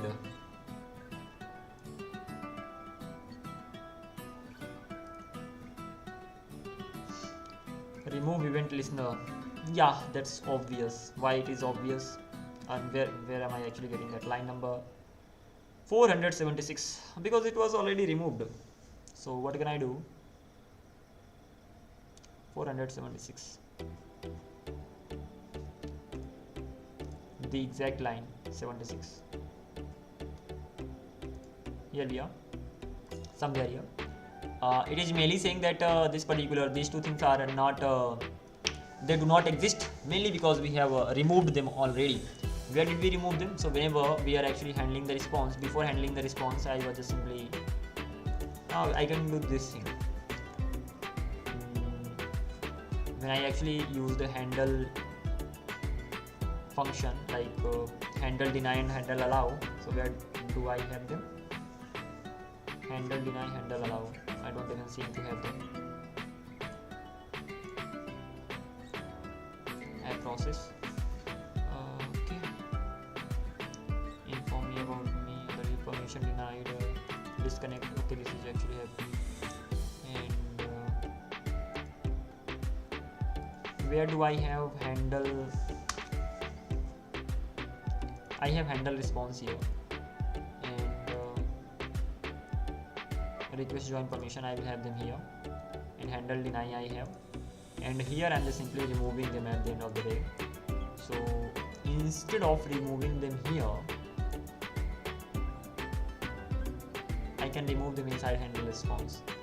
So whenever I am handling the response, I will make sure that they are removed, or I can remove them here too. So let's not remove them inside handle response. So over here I am just simply gonna be getting rid of it. I will only do it this much. Oh, sorry, not here, somewhere here. So inside this, I will make sure that I'm not actually removing them here. So it's just gonna be like this, so that I don't get the error. Okay, so this is done. That particular user is already left. Let's keep it on the right side. Come back here. And right now, how many users are in the room? So whenever I clicked on deny, at that time, what happened? I have only one host, I have one participant. As simple as that. Forget about the socket connection of that. Okay, I only have one participant. What else can I do after that? I can join the same room again. So copy. And what's wrong with this particular page? It's malfunctioning. Never mind, let's copy and paste it here. Here we are. If I just simply try to join the room, this person wants to join the room. If I click on deny, I'm here. Okay, I can create my own room. That's another case, and I can simply end the meeting as well. So what I actually did here just recently, FDS left disconnected and all. I created my room, and right now I have only one. When I left the room, did I remove myself or not? I'll have to check that thing out. By the way, if I just try to join the room, I will be able to check that. This is the last thing that I'm actually doing, because it's 10:36. Never realized that the time flies fast. Never mind. Control C, Control V, enter, and VIP and Vipendra gonna be joining this room, and this time meeting exists, and I'm gonna be letting this user join. So allow, and it turns out I have 3 of them here, not 3 of them. FDS, Vipendra. So FDS was never actually removed. So I have these 4 users. So I will have to manage this thing. So whenever a user leaves, so the user should be removed from the backend side as well. I will definitely have the logic. Even I have 2 hosts right now. So that is something I have to take care of, and all these things are gonna be done tomorrow. And as for now, what can I do? Just at the top, I'm gonna have too much here. Where can I have my to do? Let's have the to do at the top. Okay, so whenever whenever user leaves, it should be removed. As simple as that. Honestly, if it is a normal peer-to-peer connection in the sense 2 people are there and they are just simply talking to each other, you're just simply sending the messages and all, and mainly even if it comes to video calls and all, at that time you don't really need to do much. It's like you have to just simply send your video streams and you can send the, it's really easy, yaar. If 2 people are talking to each other, that's the easiest thing ever. But if multiple people are joining the room, then that's gonna be difficult. I will be even applying this particular thing ki you have to just simply send your stream, because once the connection is ready, established, after that you have to just simply send your stream. You can send your stream from client side. The client will be listening for that particular stream and that's simply rendering there. And that could even be done using data channel. So let me even ask this question ki where ChatGPT. I have a WebRTC chat app where I am sending the info messages using data channel. I already have that. How can I start sending stream? Data channel for text is small. Data channel is only for texting small data. Step to send a stream. First of all, I will have to set the streams. After that, local stream, get tracks for each tracker, pc.s track. I will have to add the particular track on tracker. Then I will be just simply listening to that. Share on video. Wow. Huh? Is it that simple? Literally. It's so easy. Like when it is easy, when 2 people are only connected, you have to create 2 peer connections and all. That's it. Then look. First of all, you have to create your local stream. This is the local stream. Again, you are allowing audio and video both. And after that, local stream.get tracks. You are getting all the tracks. That can be audio track, that can be video track, and you are just simply adding it to the peer connection. Okay, once you add it to the peer connection, this is stream tracks to the peer connection on the peer one side, receive stream on the other side. So over here using peer connection, you will be receiving the stream, const remote stream, and you will be getting the stream from there. And once you got the stream, after that you will be adding it to the remote video and remote video source. And this is of course the element, kind of using DOM element, you got this particular video. After that, show your own video. So local source video, local stream, and here I'm just simply adding it my side. That's it, done. Wow. So sender side is gonna be something like this. The receiver side is just gonna be like this, and it's done.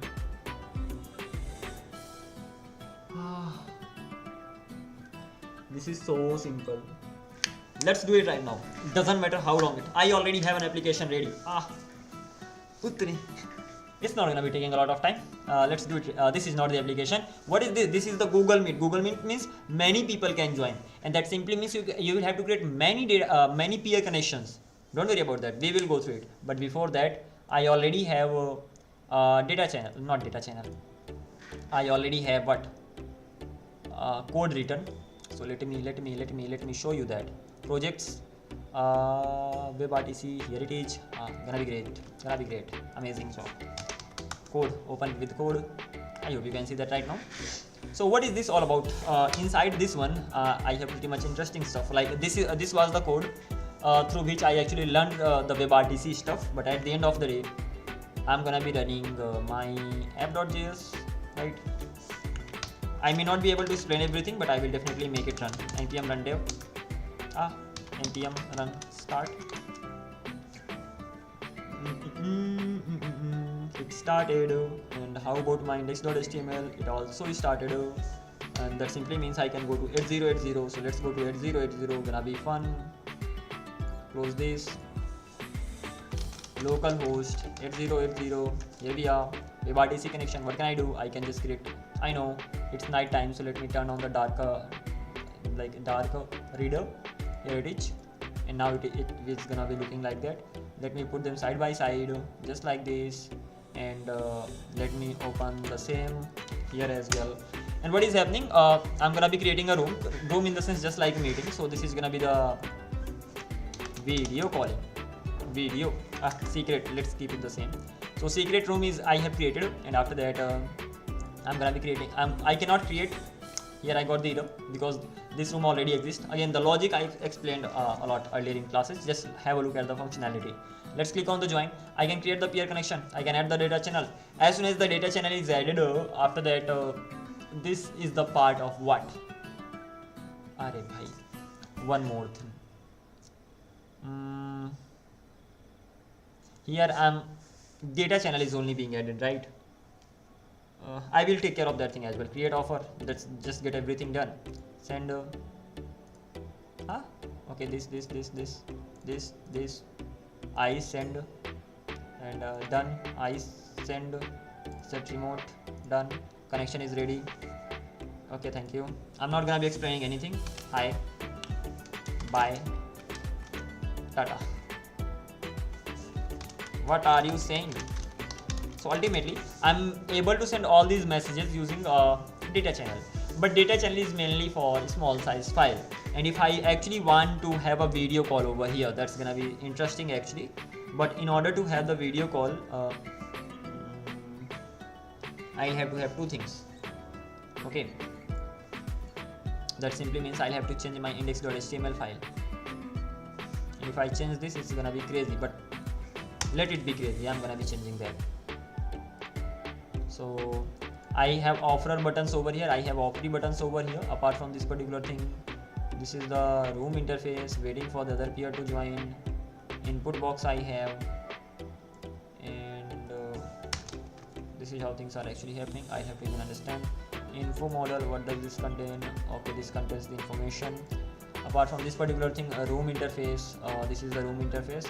Room header. Room name, heading tag, it will be joined at destroy room, exit room. These are the buttons that I have. Here we are. And then waiting for the other peer to join. This is going to be shown in the room. Shown in the room, really? Exit the room. Not join the room. Yeah. Please wait. This is kind of the room that I have got it. Apart from this particular thing, so what I want over here, I want to allow the chats. That's okay. I don't really have any problem with that. And waiting for the other peers. Over here the chats are even gonna be added. Just below that, what I want, just below that I wanna have one more div. Just inside that I will have a video tag. Wow, video tag. And in this video tag, source is actually gonna be nothing, just normal video tag. Source object is actually gonna be stream. So class name, there are gonna be two video tags. Okay, fine. Class user1, or I can say peer1, and just here I will have another one, video, not this, yeah, class peer2, auto play, and not muted. What else properties do I need to have? Let me have a look at my notes.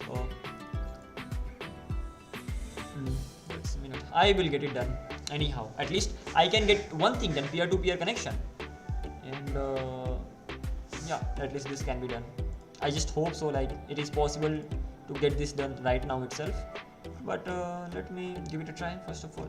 Then only I will know whether it is actually possible or not. So video. I will have my RD. Let's copy it. I mean, this is exactly the same that I have over here. So not really a problem, but why not? Copy, paste. I mean, exactly the same thing I copied and pasted, but never mind. My video. So peer1 video. yeah, let's do one thing. Tier 1 video and tier 2 video. This is how it should be. And then this is another class that I'm gonna have, class videos container. Container. It could be far better, I know, but I'm just gonna be going with this one, videos container. Let's check this thing out exactly how it looks like on the UI side. Reload the page. Do I have them? I don't have the video tags.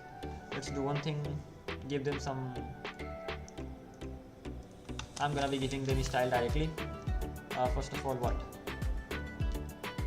Width is gonna be 50%, height is gonna be 300 pixel, and I mean, this should be fine.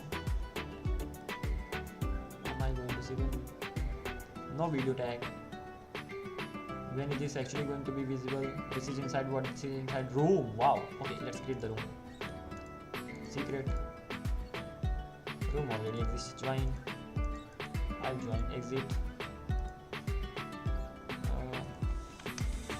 Stop everything. Restart everything. Reload the page. Create it. Here I am.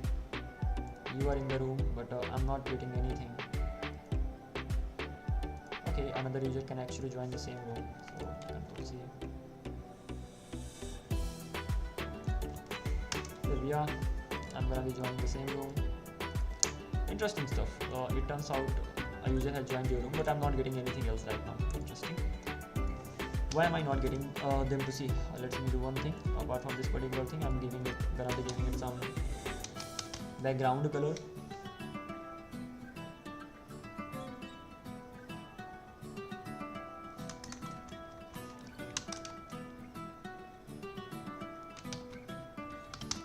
Background. Really, what's wrong with this? Width, let's make it 400 pixel.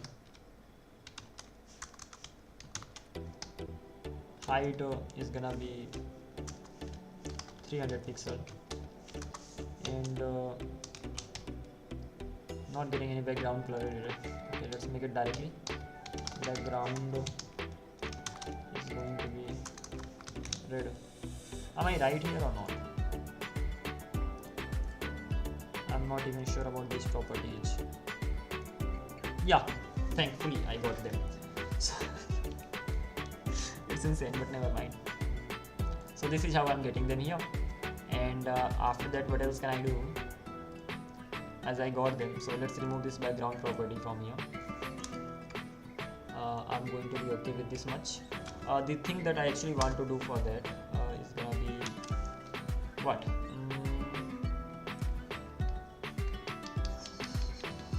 Giving them something border 3 pixel. Fine. Let's check this thing out. As soon as I create the room, can't really do that. Join the room. Let's run. I don't have the color now. Okay, let's get some other room. And as soon as I created the, I don't really have any border. So 3 pixel, solid white. Should be fine. And here we are. This is that I have. Apart from this particular thing, let me give it some style as well. Again, this is gonna be in style, like in line style, and for it width, not width, mx, width 100 VW, and mx auto. What mx auto? Am I using tailwind? Margin and top bottom 0, otherwise auto.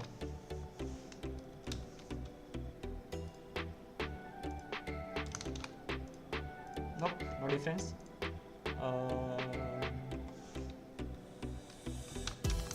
Display block. Okay, if it works, that's great. If it doesn't work, I'm not worried. Okay, it's just there in the middle. Why is that so? I'm gonna be worried now. Background red.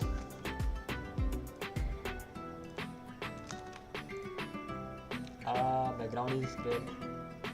Then what is the problem? Width VW 100%. I mean that's same. Margin top bottom left right auto display block background. So they should be in the middle, but they are not in the middle. Okay.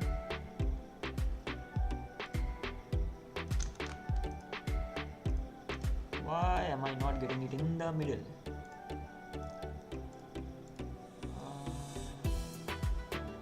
Width 100%, margin 0, auto display block, top bottom top left right ऐसे होता है ना, top bottom left right display block.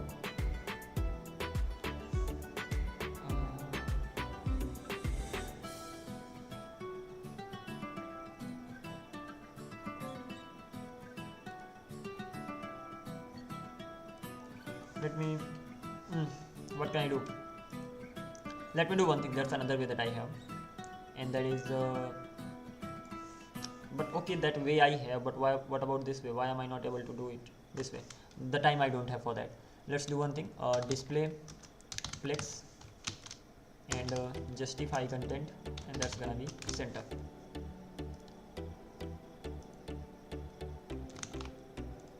Here I have them in the middle and all. I mean that's what I wanted. Apart from this particular thing, I can have some gap, and that's gonna be 10 pixel around. That should be fine. I mean this much should be fine, don't you think so? Yeah, overall good. I mean this is where I'm actually gonna be showing my video and all.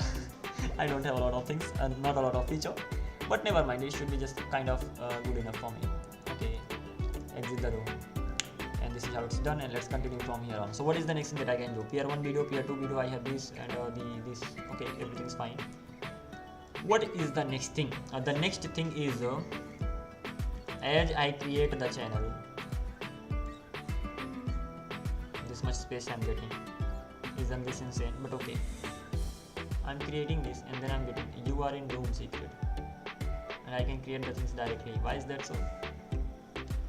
I've just created it, haven't I?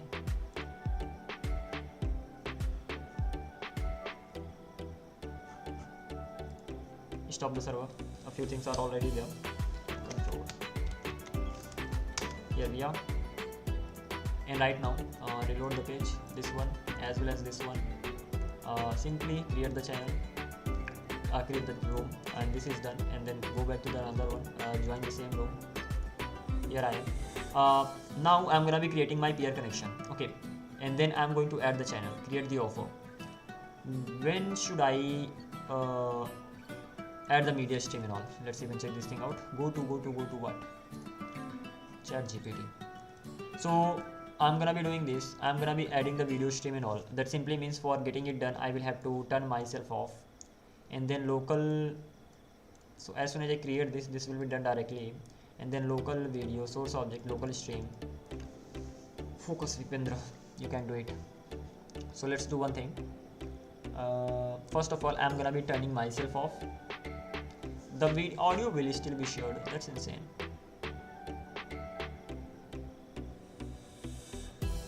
Okay, I will be checking myself out later, but before anything else, I'm gonna be just doing this thing. So as soon as I create my peer connection, just after creating my peer connection, I will be getting this stuff done. So let me go to the code where I'm actually creating the peer connection inside main.js. Peer connection is being created where? New WebSocket connection is got established, and after that peer connection, add event listener. Okay, WebSocket related stuff. Here we are. Peer connection, WebSocket connection on open. When am I gonna be creating the peer connection? As soon as the another user joins. Join room and get state. Not here. I will be even listening for that particular thing, and that simply means inside my WebSocket on open, I'm gonna be listening for that particular event. Handle message. Where am I handling the message? Here we are. And when am I joining the room? I'm joining the room somewhere here. Start WebRTC. Here I am. And what am I doing? Creating the offer and all. Click on the button, and as soon as I click on the button, then what do I do?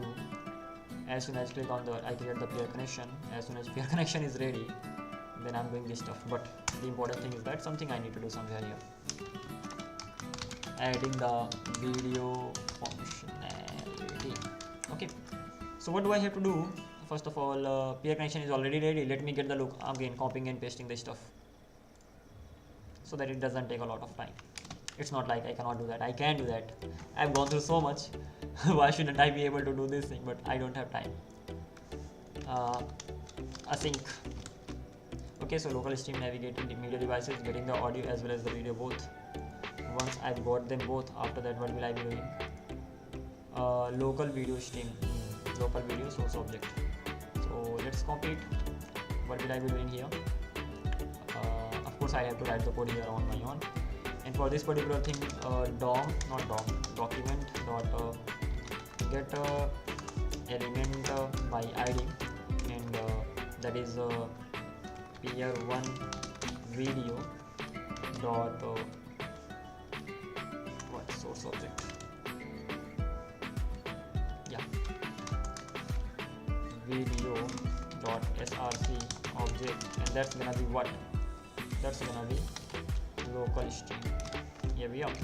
So once this particular thing is done, apart from this particular thing, I'm going to get the tracks and I'm gonna be adding it to the peer connection.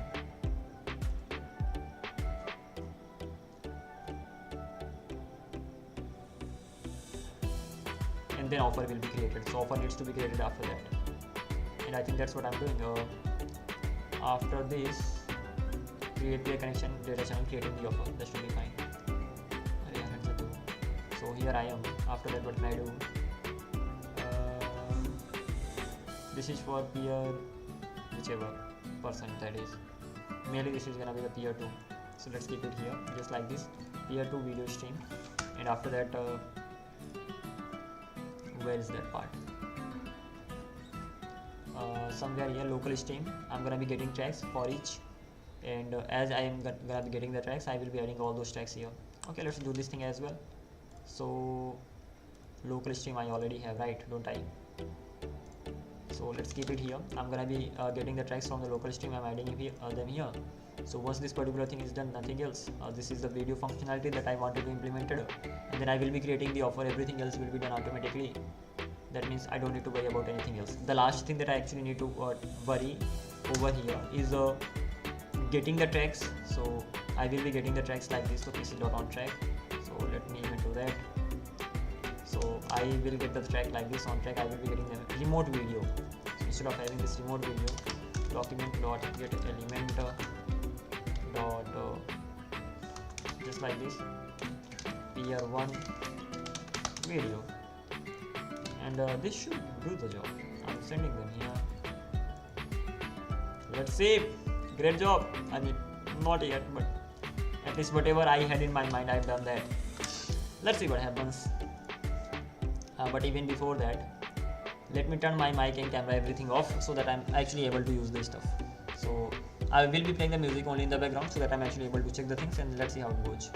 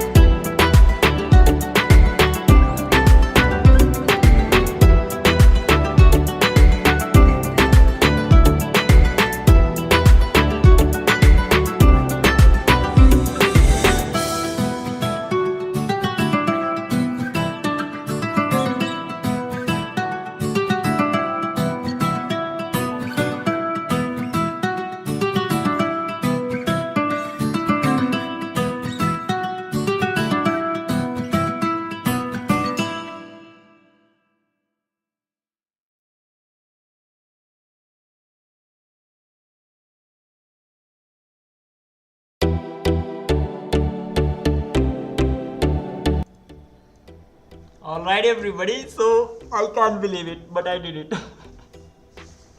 Oh my god, this has been crazy. I mean, peer-to-peer connection is so easy to make. Like you have to just get the WebSocket connection, WebRTC connection established.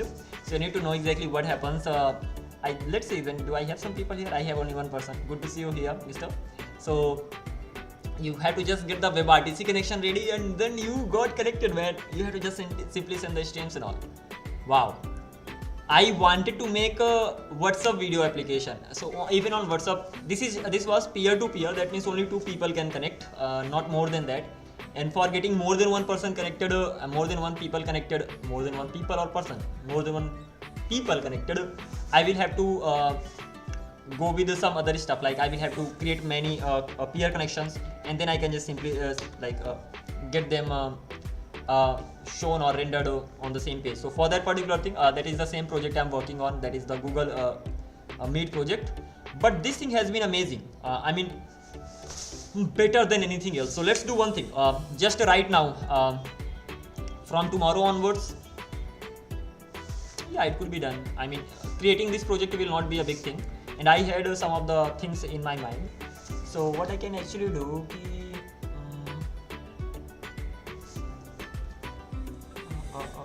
what can I do?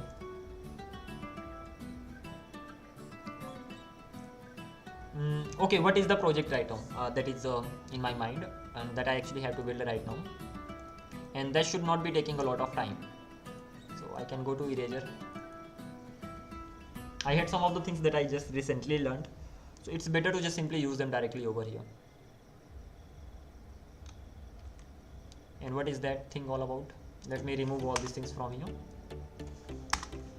So the simple thing is can be I'm already working with this Google Meet. Okay, so as for this Google Meet project, it will just keep going on. So Google Meet actually, so I'm actually working on the clone of it, so that's fine. Apart from this particular thing, I just wanted to build a project that actually uses a lot of functionalities. Or I can continue working with my WhatsApp project. WhatsApp.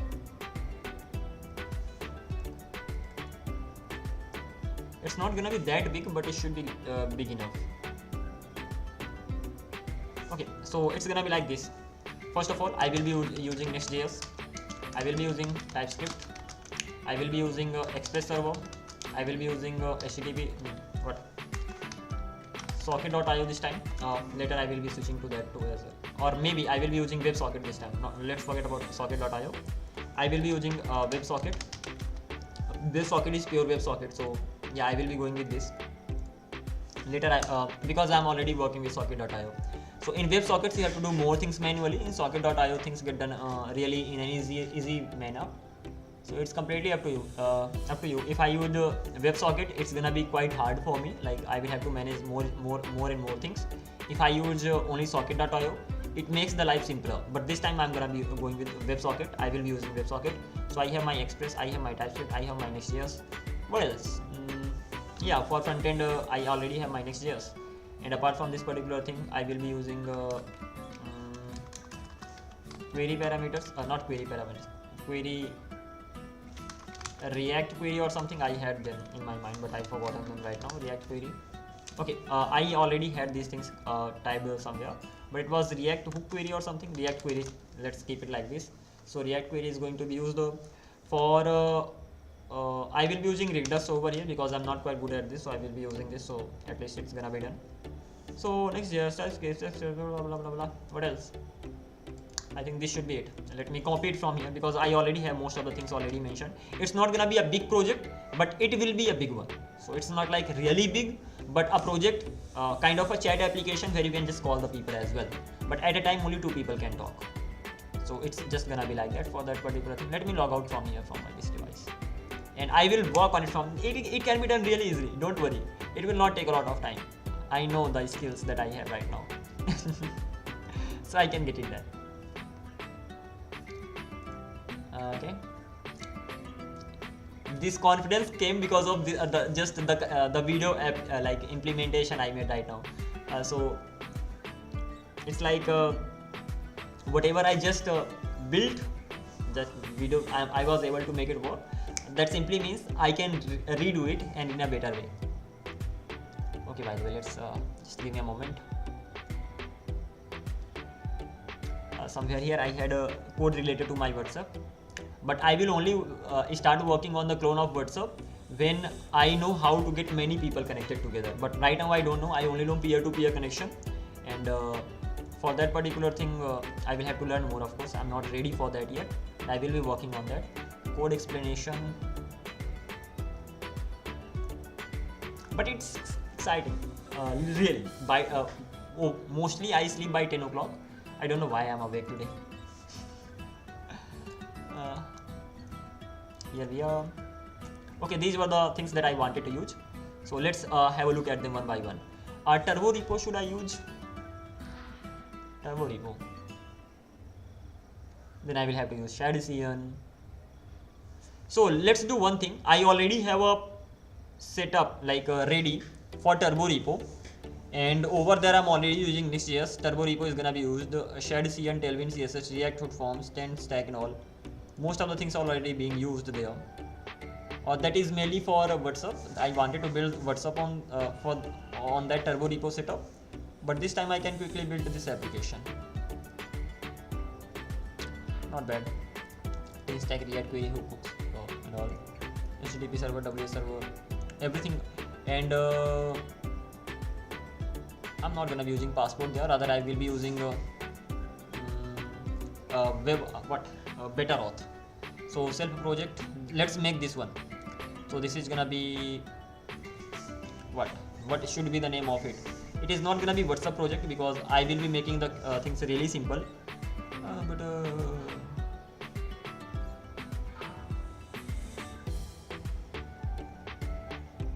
Okay, never mind, forget about that. Name, passport, WhatsApp clone is gonna be make WebRTC, Zoom, setup, turbo repo, Google Auth, Facebook authentication. Ultimately, I will be using better auth over here because again, this is something I'm good at. So better auth. Oh, what the hell?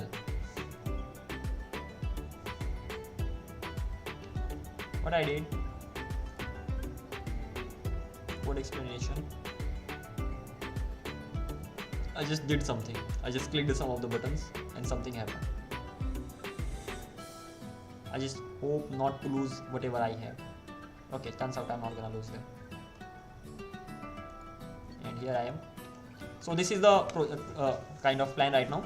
So WebRTC Zoom is gonna be there. Setup is already ready. Better auth. I will be creating this schema on my own.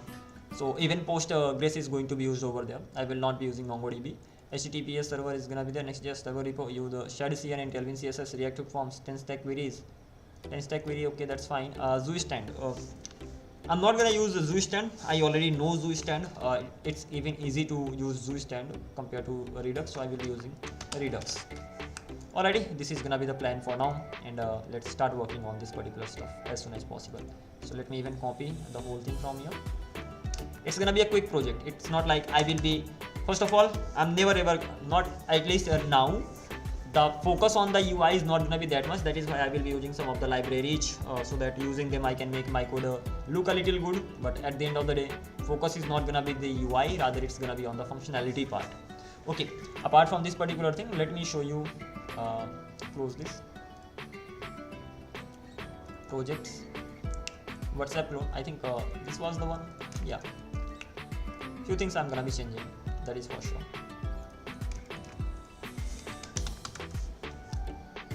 If you want, I can restart the things because in this particular case, most of the things are already ready. So apps, HTTP server, WebSocket server. WebSocket, there's nothing inside WebSocket server. But yeah, many things are already ready here. So if you want me to restart it, I can restart it. What should I be doing?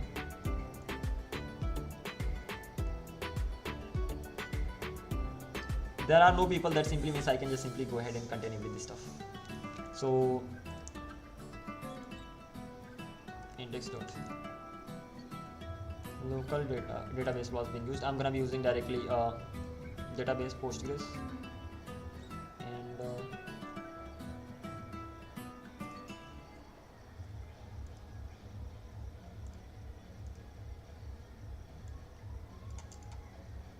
Oof. WebSocket server is separate here. Let's leave it for later. Because I'm using WebSocket here, why later?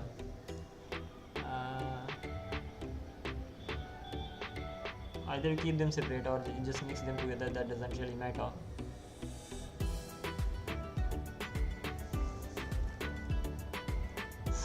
What should I be doing?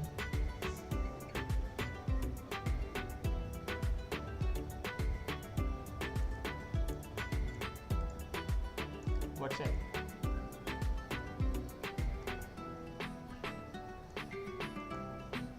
Okay, let's do one thing. Let's keep it the simple format or simple version of WhatsApp. This is gonna be a demo WhatsApp, not exactly the clone of WhatsApp. I will be working on this, and over here, as for this HTTP server is gonna be there, and WebSocket server, I'm gonna be including it inside. Let's keep the WebSocket server separate from the HTTP server. So both the servers are gonna be different. I already have my this web related stuff. Apart from this particular thing, I have my database already established and UI related stuff. But yeah, so ultimately everything is kind of already ready. I can just simply continue with the things from here on. So from the next video onwards, like I will be giving it 3 hours on a daily basis, and let's get the things done this way. Hope this is gonna be amazing. I'm gonna be catching up soon. Take care.